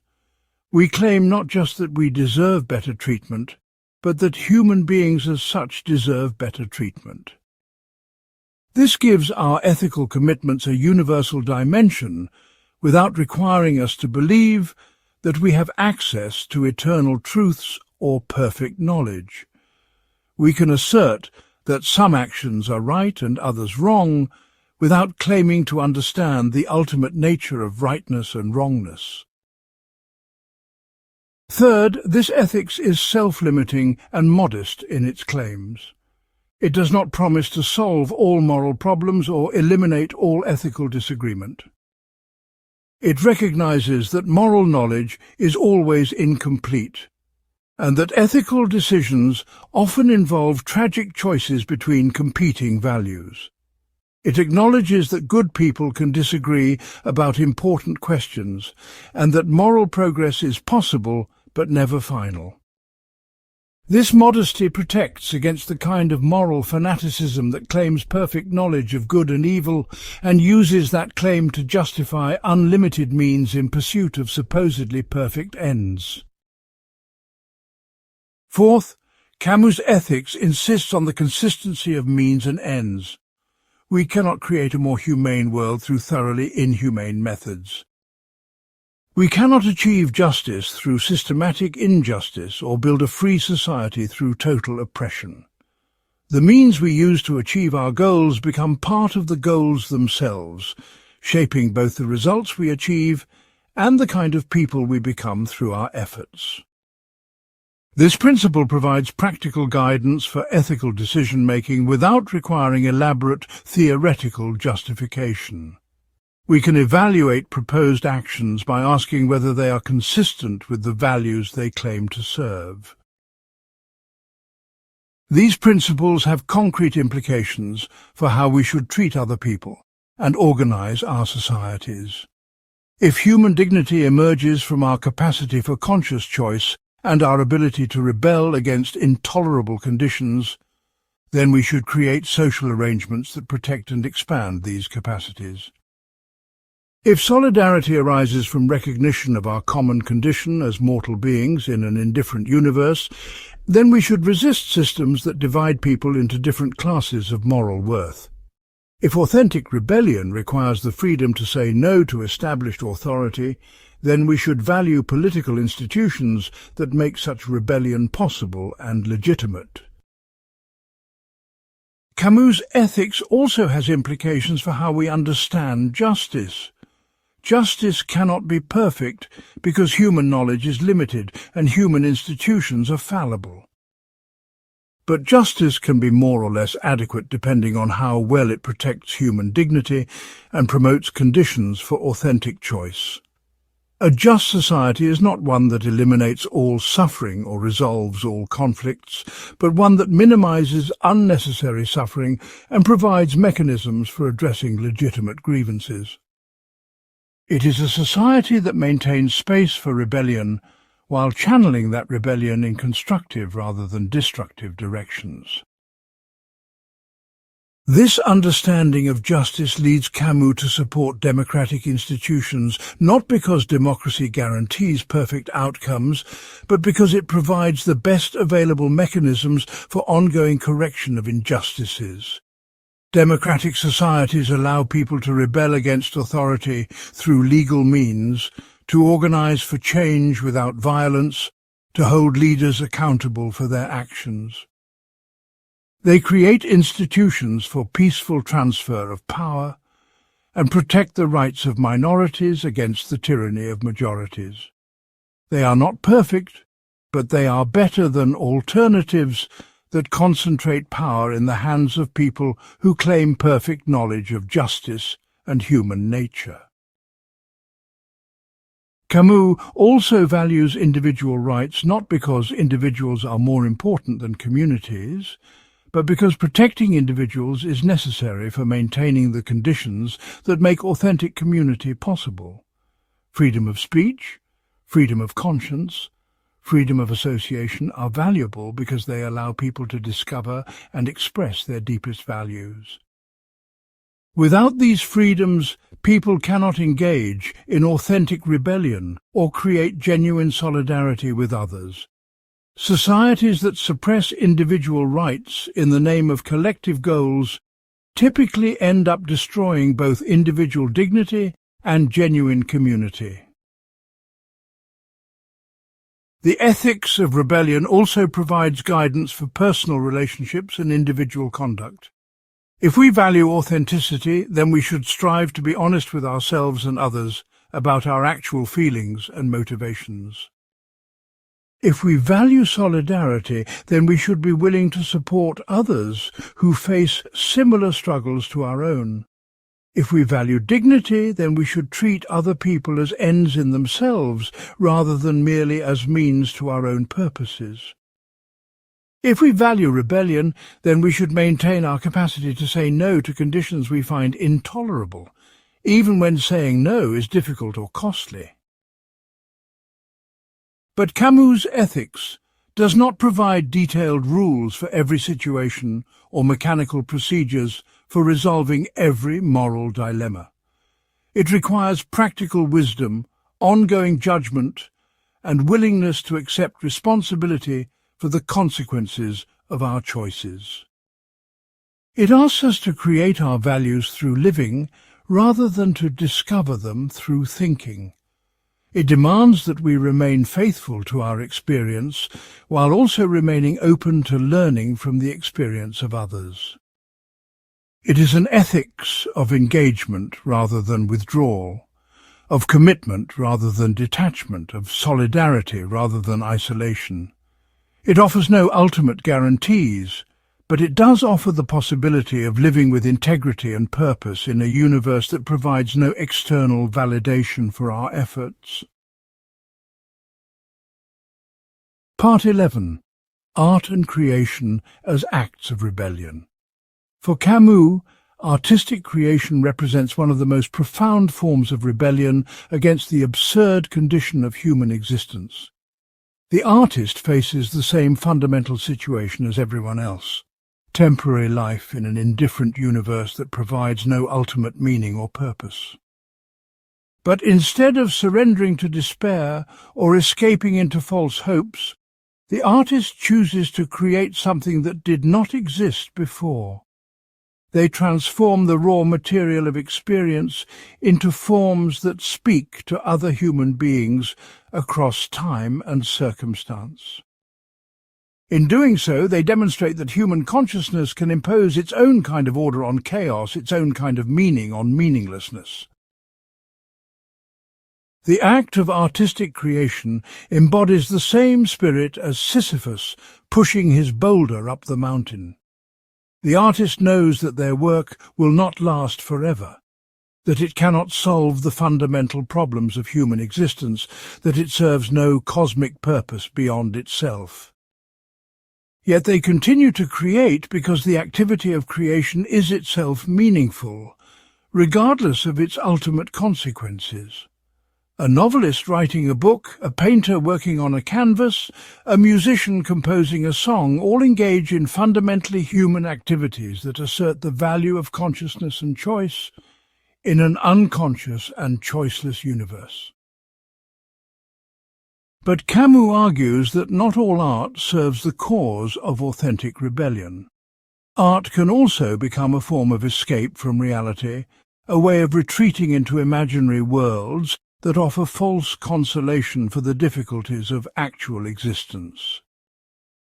Romantic art that portrays life as more beautiful, meaningful, or purposeful than it actually is can function like a drug that helps people avoid confronting their real situation. Religious art that promises transcendence of the human condition can become another form of philosophical suicide. Political art that subordinates aesthetic concerns to ideological purposes can lose touch with the concrete human experiences that give art its power to move and transform us. Authentic art, in Camus' view, maintains a delicate balance between honesty about the human condition and celebration of human possibility. It does not pretend that life is more meaningful than it is, but it also does not succumb to cynicism or despair. It acknowledges suffering without wallowing in it, recognizes limitation without being paralyzed by it, accepts mortality without being obsessed with it. Great art helps us see our situation more clearly, while also helping us appreciate the beauty and dignity that remain possible within that situation. Camus finds this balance in artists he admires, from the ancient Greeks to his contemporary writers. Greek tragedy, for example, portrays characters who face impossible choices and inevitable suffering, yet maintains a sense of human nobility and cosmic beauty. The tragedies do not offer easy answers or comforting resolutions, but they do demonstrate that human beings can face terrible circumstances with courage and dignity. They show us characters who remain fully human, even when crushed by forces beyond their control. They celebrate the very capacity for consciousness and choice that makes tragedy possible in the first place.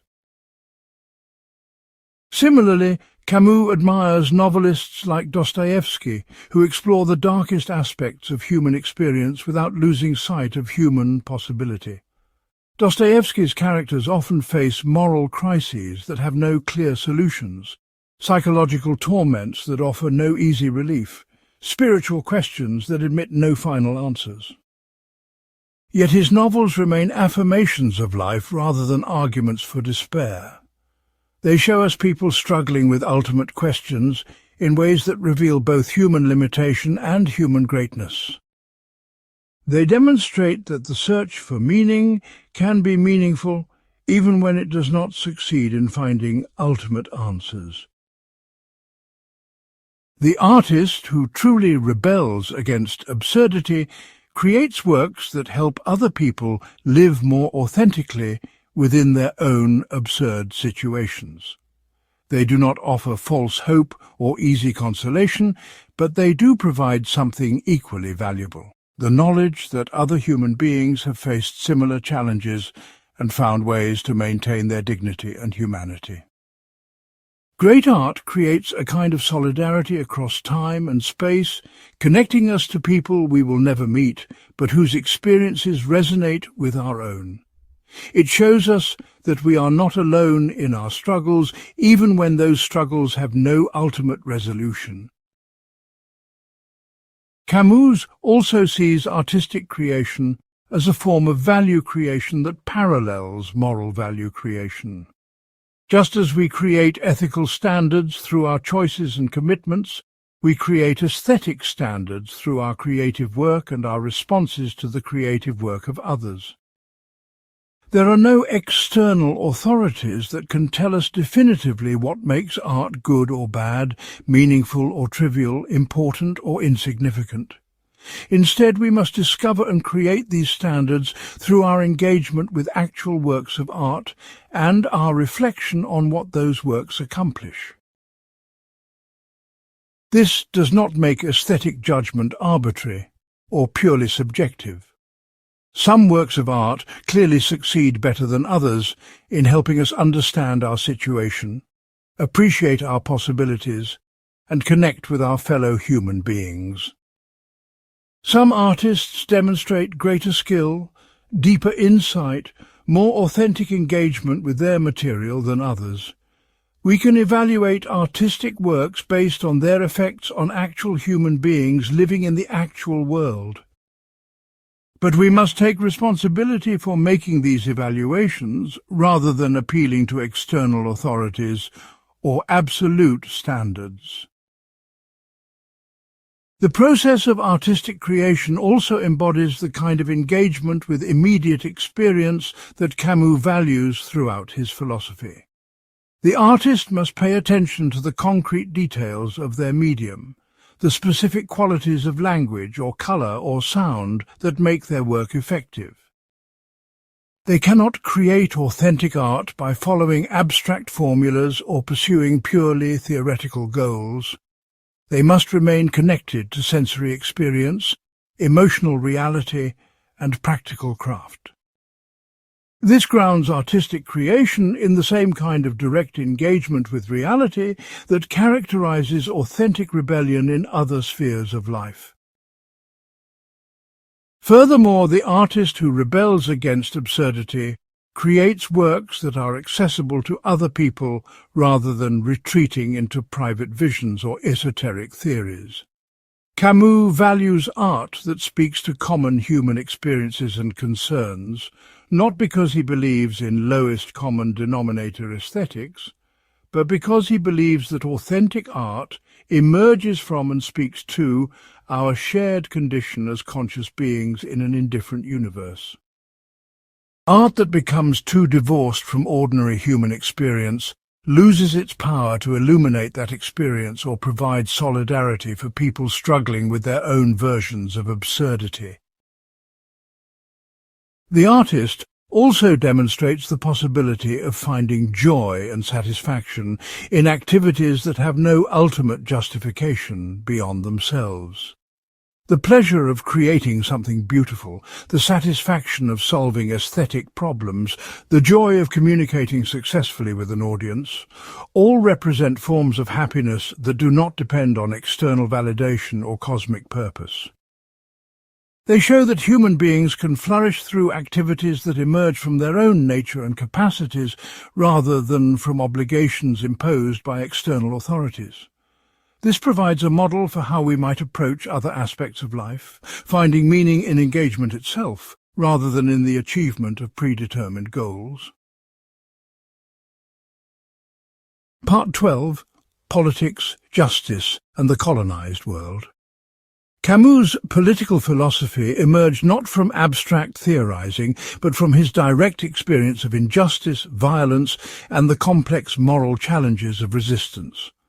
Born and raised in French Algeria, he witnessed firsthand the realities of colonial rule and the growing tensions between European settlers and the Arab and Berber populations.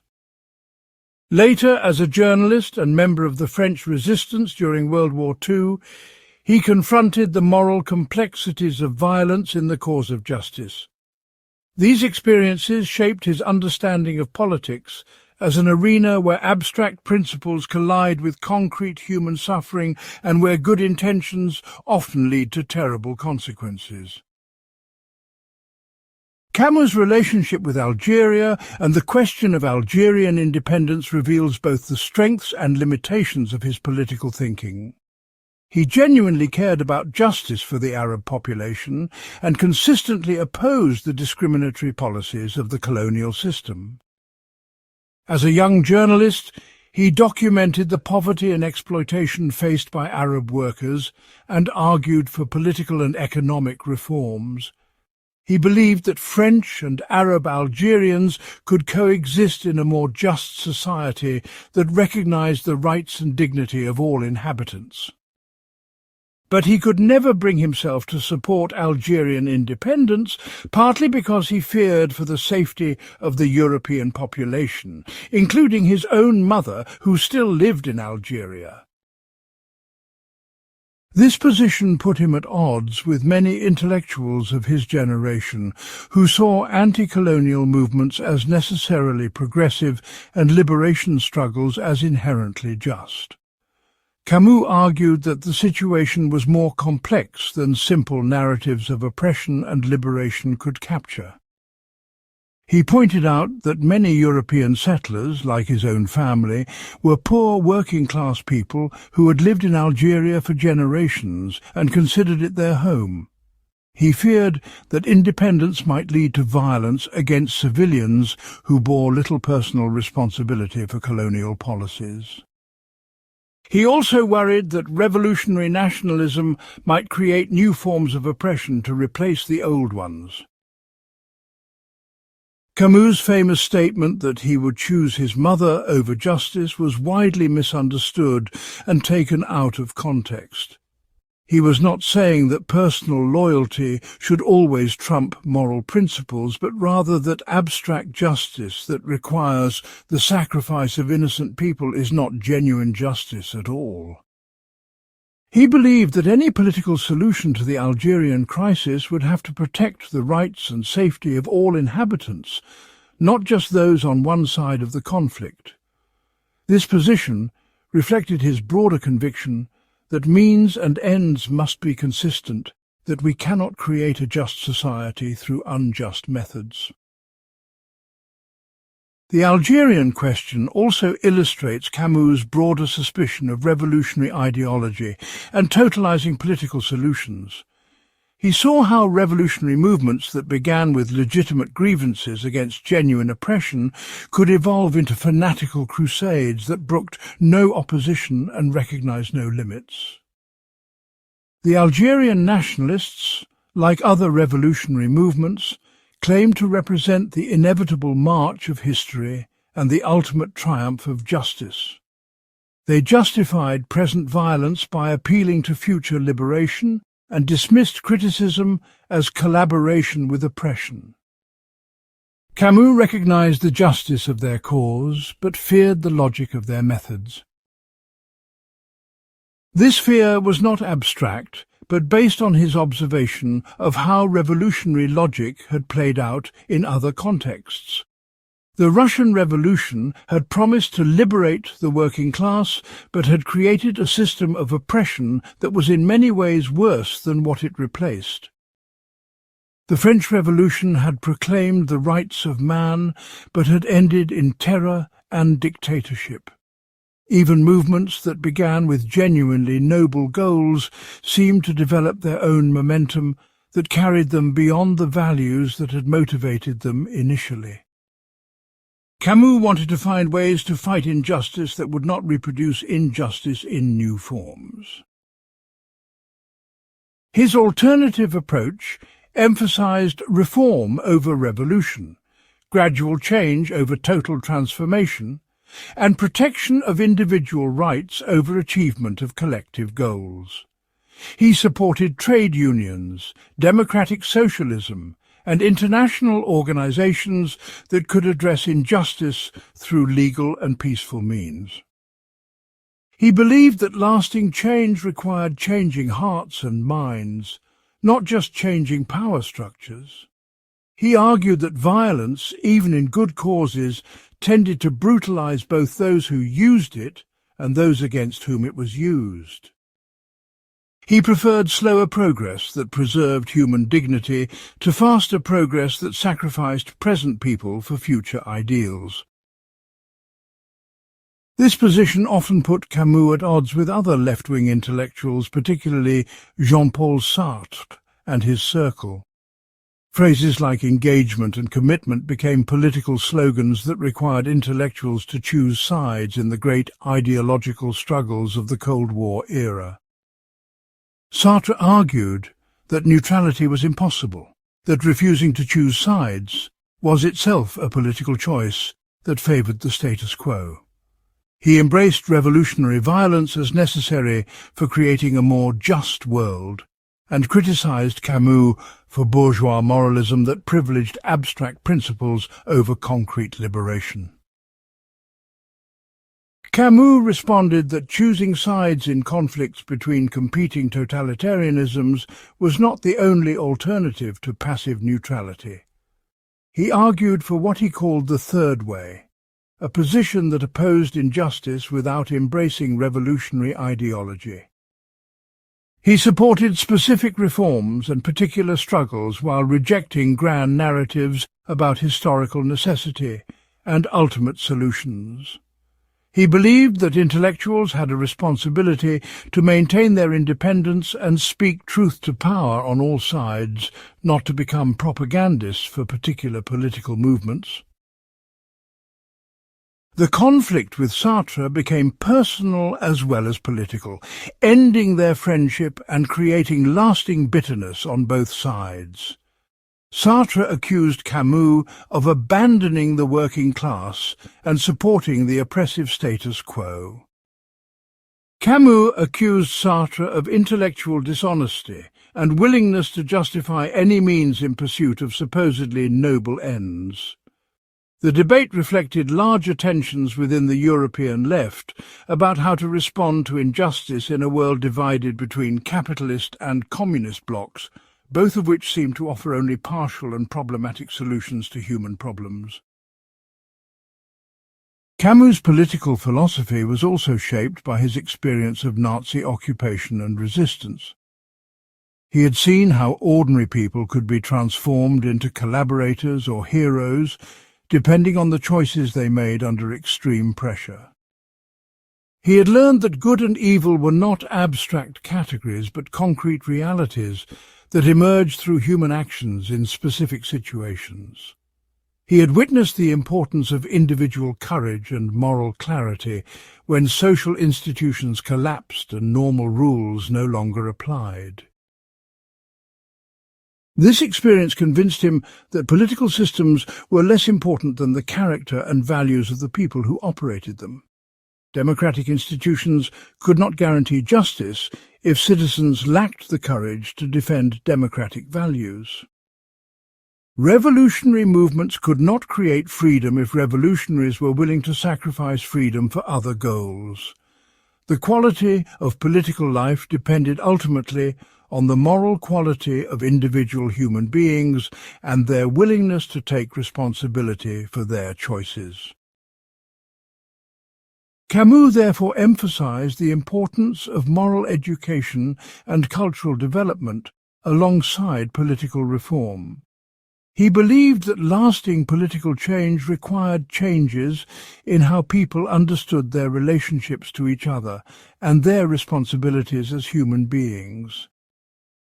He argued that literature, art and philosophy could contribute to political progress by helping people develop greater empathy, clearer moral vision, and deeper appreciation for human dignity. Political action without moral development was likely to reproduce old problems in new forms. Part 13. Mediterranean Values and the Art of Living.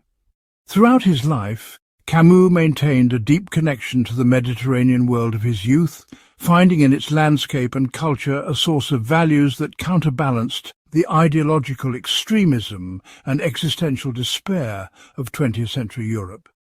The Mediterranean represented for him a different way of approaching life, one that emphasized immediate experience over abstract theorizing, sensual appreciation over intellectual analysis, and balanced moderation over passionate extremism. This was not mere nostalgia for childhood or romantic idealization of a particular place, but a philosophical position about how human beings might live more authentically and joyfully within the limits of their condition. The Mediterranean sun appears throughout Camus' writing as a symbol of direct, unmediated experience that cuts through philosophical complications and ideological abstractions. Under the intense North African sun, theoretical problems about the meaning of life seem less pressing than immediate concerns about shade, water, and physical comfort. The sun forces attention to present moments and bodily needs in ways that prevent excessive brooding about ultimate questions. It creates conditions where thinking becomes secondary to sensing, where intellectual complexity gives way to simple appreciation of being alive in a physical world. This emphasis on sensual experience was not anti-intellectual, but rather represented an attempt to ground intellectual life in concrete reality. Camus argued that too much philosophy lost contact with the lived experience that gave rise to philosophical questions in the first place. Mediterranean culture, with its emphasis on food, wine, conversation, and physical pleasure, reminded people that human life was fundamentally embodied and social, rather than purely mental and individual. The body's needs and pleasures provided a kind of wisdom that complemented and corrected the insights of pure reason.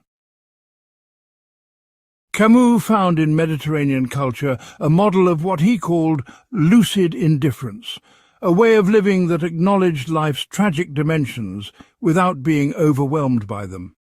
Mediterranean peoples had endured centuries of conquest, war, poverty, and natural disaster, yet had maintained cultures that celebrated life rather than dwelling obsessively on suffering.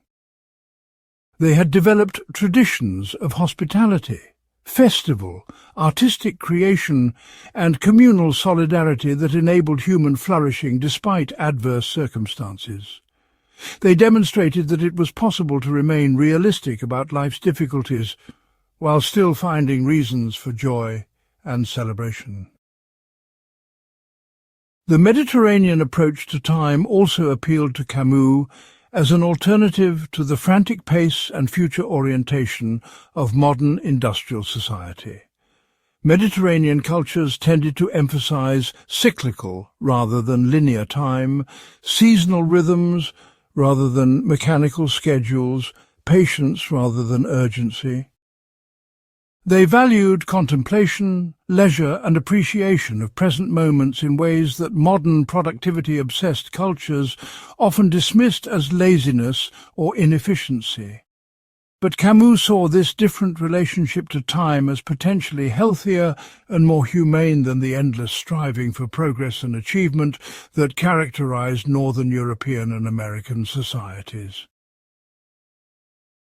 This did not mean that Camus romanticized Mediterranean culture, or ignored its limitations and injustices.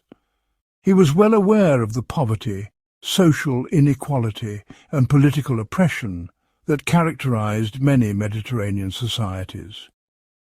He knew that traditional cultures could be narrow, oppressive to women and minorities, and resistant to necessary changes. He did not advocate a simple return to pre-modern ways of life or reject the benefits of modern medicine, technology, and democratic institutions. Instead, he sought to identify elements of Mediterranean culture that could enrich and humanize modern life without requiring abandonment of modern achievements. The Mediterranean ideal also influenced Camus' understanding of appropriate responses to political and social problems. Mediterranean cultures had historically emphasized negotiation, compromise, and accommodation rather than total victory of one side over another. They had developed traditions of coexistence among different ethnic and religious groups that, while imperfect, offered alternatives to the ethnic nationalism and ideological purity that had brought such catastrophe to 20th century Europe. They suggested that diversity could be a source of strength rather than weakness, that different ways of life could enrich rather than threaten each other. Camus saw the Mediterranean as representing a middle path between the excessive rationalism of Northern European culture and the excessive mysticism of some Eastern traditions. Mediterranean culture valued reason, but did not make it into an idol that displaced other human capacities. It appreciated mystery and transcendence, but did not use them as excuses for abandoning critical thinking or practical problem-solving. It achieved a kind of balance that enabled human beings to remain fully human rather than becoming either pure intellects or pure spirits. The Mediterranean ideal also shaped Camus' understanding of appropriate relationships between human beings and the natural world. Mediterranean cultures had developed over centuries in close relationship with particular landscapes and climates, learning to work with natural rhythms rather than trying to dominate or transcend them completely. They suggested ways of living that were environmentally sustainable and personally satisfying without requiring either the exploitation of nature or complete withdrawal from technological development. They demonstrated that human beings could be at home in the world without trying to remake the world entirely according to human specifications. Camus' celebration of Mediterranean values also reflected his belief that human beings needed roots in particular places and cultures in order to flourish. The rootless cosmopolitanism of modern intellectual life, while offering certain advantages, could also lead to a kind of spiritual homelessness that made authentic engagement with life more difficult. People needed to belong somewhere, to feel connected to particular traditions and landscapes in order to develop the kind of concrete identity that could serve as a foundation for genuine rebellion and authentic solidarity. But this rootedness should be chosen and reflective rather than merely inherited and unconscious. The Mediterranean represented for Camus a way of being rooted without being narrow, traditional without being rigid, appreciative of the past without being nostalgic. It offered resources for living well that did not depend on ideological commitment or metaphysical belief. It suggested that human beings could find satisfaction and meaning through attention to immediate experience, cultivation of personal relationships, and appreciation of natural beauty. These were modest goods that did not promise ultimate fulfillment, but could provide genuine happiness for people willing to accept their limitations and embrace their possibilities. The Mediterranean ideal also influenced Camus' literary style and aesthetic preferences. He valued clarity over obscurity, concreteness over abstraction, understated emotion over theatrical passion. His prose aimed for the kind of lucid simplicity that Mediterranean architecture achieved. Functional beauty that served human needs without unnecessary ornamentation or pretentious complexity.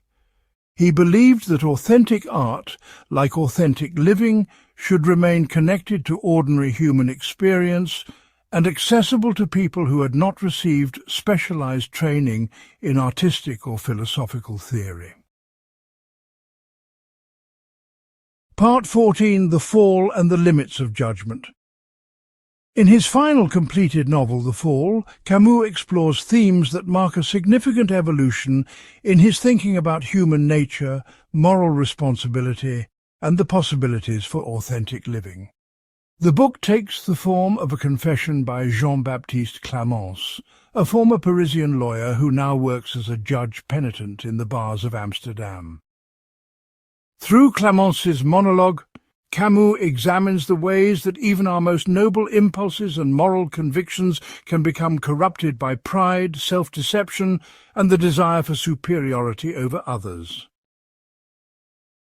Clamence begins by describing his former life as a successful lawyer who specialized in defending the poor and oppressed. He took cases without payment, supported noble causes, and cultivated a reputation as a defender of justice and human rights. He saw himself as a good person, someone who stood on the side of virtue in a world full of moral ambiguity and compromise. He enjoyed the admiration of others and the satisfaction of knowing that he was making a positive difference in the world. His self-image was that of a moral hero, someone who had chosen the difficult path of righteousness in a corrupt society. But Clamence gradually reveals that even his most altruistic actions were motivated partly by self-interest and the desire for moral superiority. He helped others not only because helping was right, but because helping made him feel good about himself and superior to people who were less generous. He cultivated his reputation for virtue because it brought him pleasure and social advantages. Even his genuine concern for justice was mixed with pride in his own moral excellence and contempt for people who seemed less morally aware or committed. The crisis in Clémence's life comes when he witnesses a young woman jumping from a bridge into the Seine River and fails to attempt a rescue. He hears her cry out, sees her fall, but does not act. He tells himself that it is too late, that the water is too cold, that he probably could not have saved her anyway. But he knows that his real motivation was self-preservation, and that his failure to act contradicts everything he believed about himself as a moral person. The incident forces him to confront the gap between his self-image and his actual behaviour when faced with genuine moral challenge. This recognition leads to what Clémence calls his fall from innocence. He begins to see self-interest and moral weakness everywhere in his past behaviour. Actions that he had interpreted as virtuous now appear to him as subtle forms of selfishness and pride. Relationships that he had understood as generous now seem manipulative and self-serving. His entire identity as a good person crumbles as he recognizes the mixed motives and self-deception that had shaped even his most admirable actions. Unable to bear the weight of this self-knowledge, Clémence develops a new philosophy and a new profession. He becomes a judge penitent, someone who confesses his own sins as a way of judging others. By revealing his own moral failures, he creates a context in which others feel compelled to examine and confess their own failures. He uses his confession as a weapon against the moral pretensions of others, showing them that they are no better than he is. His confession becomes a form of accusation, his humility a form of pride, his self-criticism a way of claiming superiority over people who are less honest about their own moral limitations. Clémence's strategy represents a sophisticated form of moral nihilism that acknowledges human weakness while using that acknowledgement to avoid genuine moral responsibility. By insisting that everyone is equally guilty, he eliminates the possibility of meaningful moral distinctions. By confessing his own sins, he claims the right to judge others without being judged himself. By embracing his fallen condition, he avoids the difficult work of trying to live better despite his limitations. His philosophy offers the comfort of cynicism without the honesty of genuine despair, or the courage of authentic rebellion.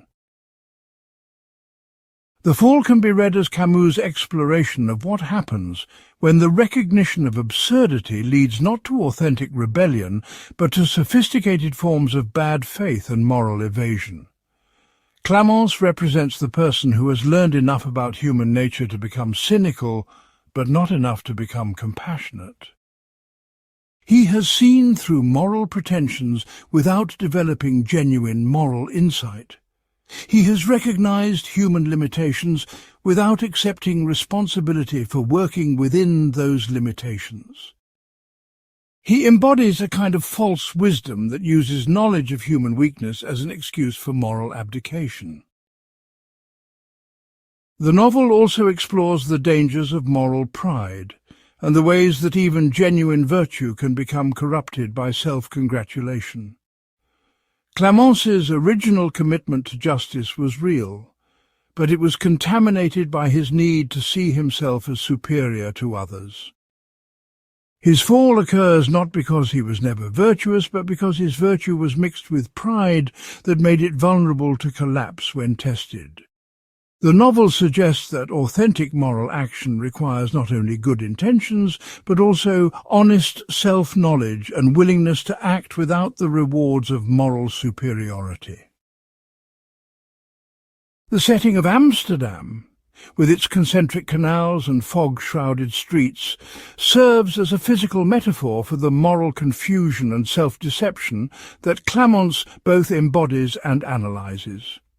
The city is neither clearly urban nor clearly natural, neither fully land nor fully water.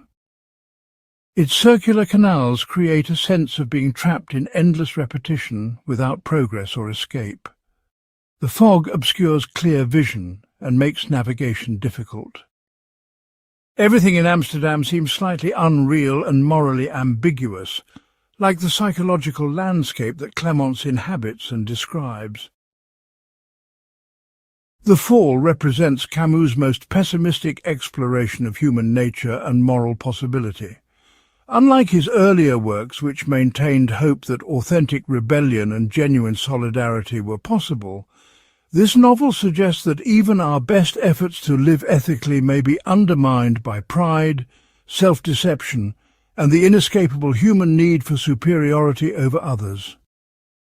It explores the possibility that moral action itself may be a form of bad faith, a way of avoiding rather than confronting the real challenges of human existence. It asks whether genuine virtue is possible for beings who are conscious of their own virtue and who derive satisfaction from moral action. Yet the novel is not simply nihilistic or despairing. By showing us Clemence's sophistical evasions and moral bad faith, it implicitly points toward more authentic ways of responding to moral complexity and human limitation.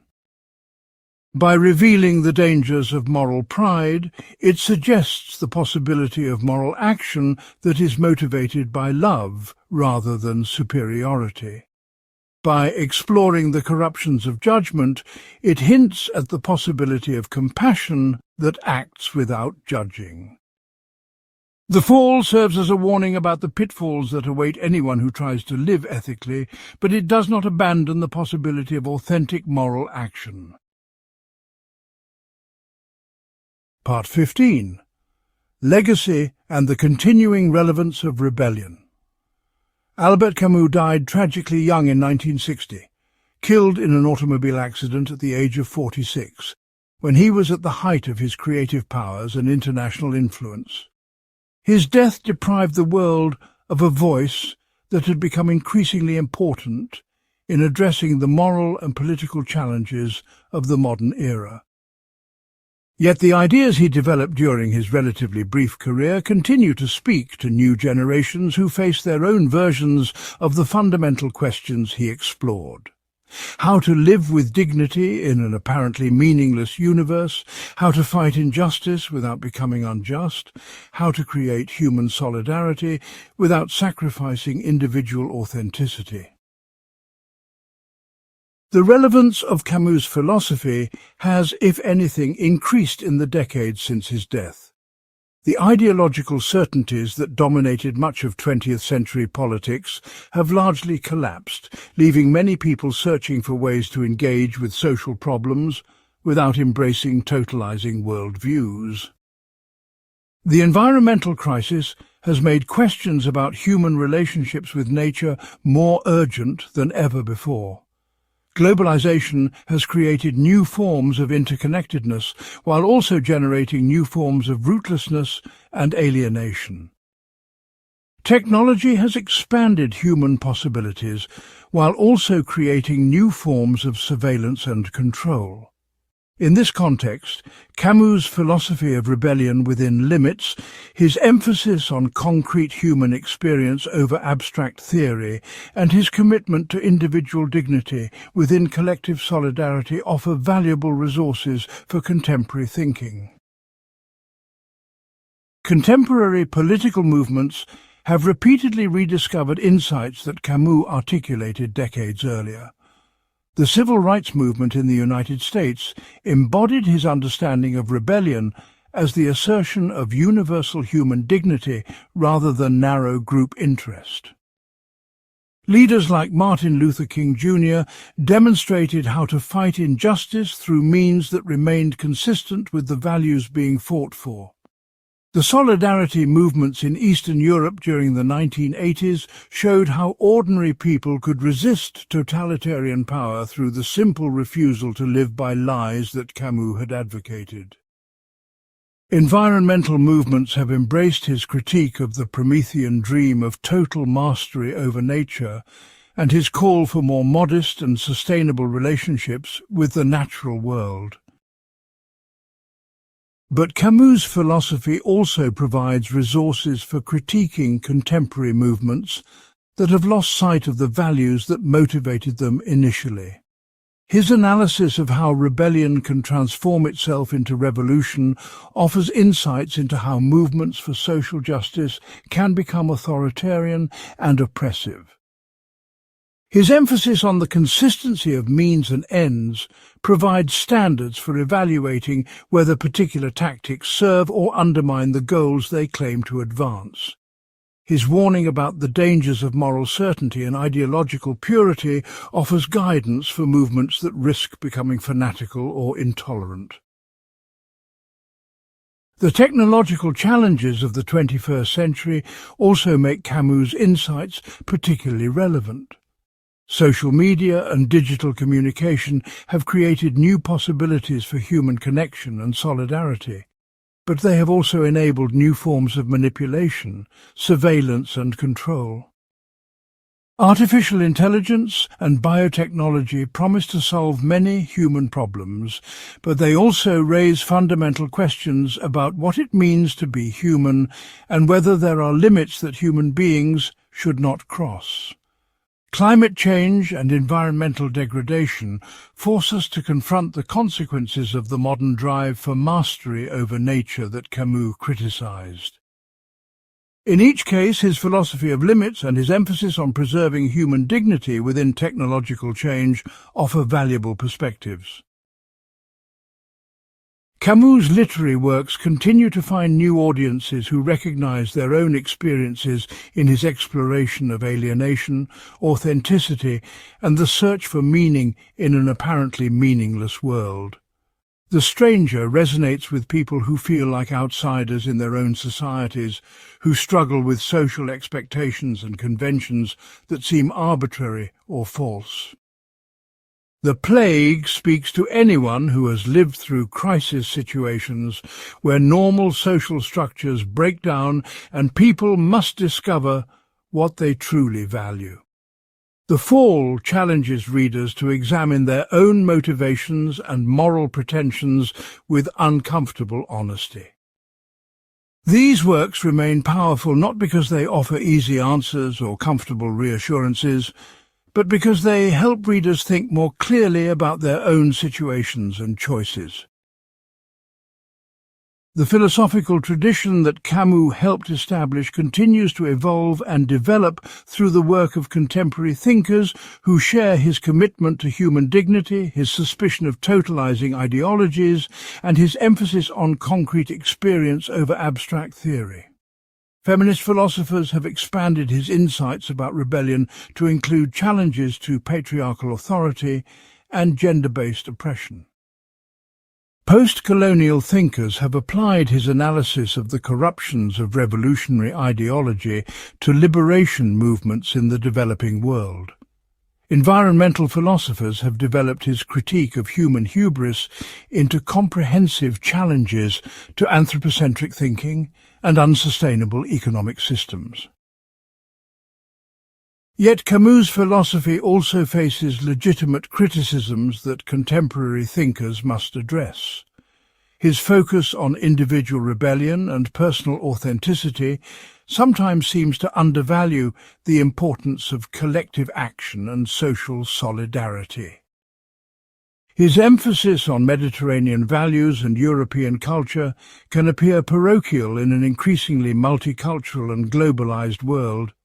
His critique of revolutionary movements, while offering important insights, may also serve to discourage necessary challenges to oppressive systems. His philosophy works better as a guide for individual moral action than as a framework for social and political transformation. These limitations do not invalidate Camus' insights, but rather point to areas where his philosophy needs to be supplemented and developed by other approaches. The challenge for contemporary readers is to learn from his wisdom while adapting his insights to new circumstances and challenges that he could not have anticipated. This requires the same kind of creative rebellion that he advocated. The refusal to accept ready-made solutions combined with the commitment to create new possibilities for human dignity and solidarity. Perhaps the most enduring aspect of Camus' legacy is his demonstration that it is possible to live with integrity and purpose without requiring ultimate answers to ultimate questions. He showed that human beings can create meaning and value through their choices and commitments, even in a universe that provides no external validation for those choices. He proved that it is possible to fight against injustice and suffering without claiming perfect knowledge of justice or promising to eliminate suffering entirely. He demonstrated that solidarity and compassion can emerge from honest recognition of our common limitations rather than from shared beliefs about ultimate truth. In our current era of polarization, extremism, and ideological conflict, Camus' philosophy offers a different way of approaching disagreement and difference. Instead of requiring others to share our worldview before we can work together, we can find common ground in our shared experience of uncertainty, mortality, and the need for dignity. Instead of demanding perfect solutions to complex problems, we can work for partial improvements that reduce suffering and expand opportunities for human flourishing. Instead of trying to convince others through argument or force, we can demonstrate through our own choices what we believe makes life worth living. The figure of Sisyphus, pushing his boulder up the mountain in full knowledge that it will roll back down, remains Camus' most powerful image for the human condition and the human response to that condition. We are all pushing boulders of various kinds, raising children who will face their own struggles, building institutions that will inevitably decay, creating works of art that will eventually be forgotten, fighting injustices that will reappear in new forms. The question is not whether we can achieve permanent victories, but whether we can find dignity and satisfaction in the process of engagement itself. Camus' answer is that we can, if we choose to live with honesty, courage, and solidarity with our fellow travellers on this strange journey of consciousness in an indifferent universe. His philosophy offers no ultimate consolations, no final solutions, no guaranteed outcomes. But it does offer something perhaps more valuable, a way of being fully human in circumstances that often seem designed to crush or corrupt our humanity. It shows us that we can rebel against absurdity without becoming absurd ourselves, that we can fight against injustice without becoming unjust, that we can create beauty and meaning without requiring those creations to last forever. In the end, this may be the most profound form of rebellion possible, the refusal to let an indifferent universe determine the quality of our response to it. We cannot choose our circumstances, but we can choose how we face them. And in that choice lies both our freedom and our dignity as conscious beings who decided to say yes to life despite having every reason to say no.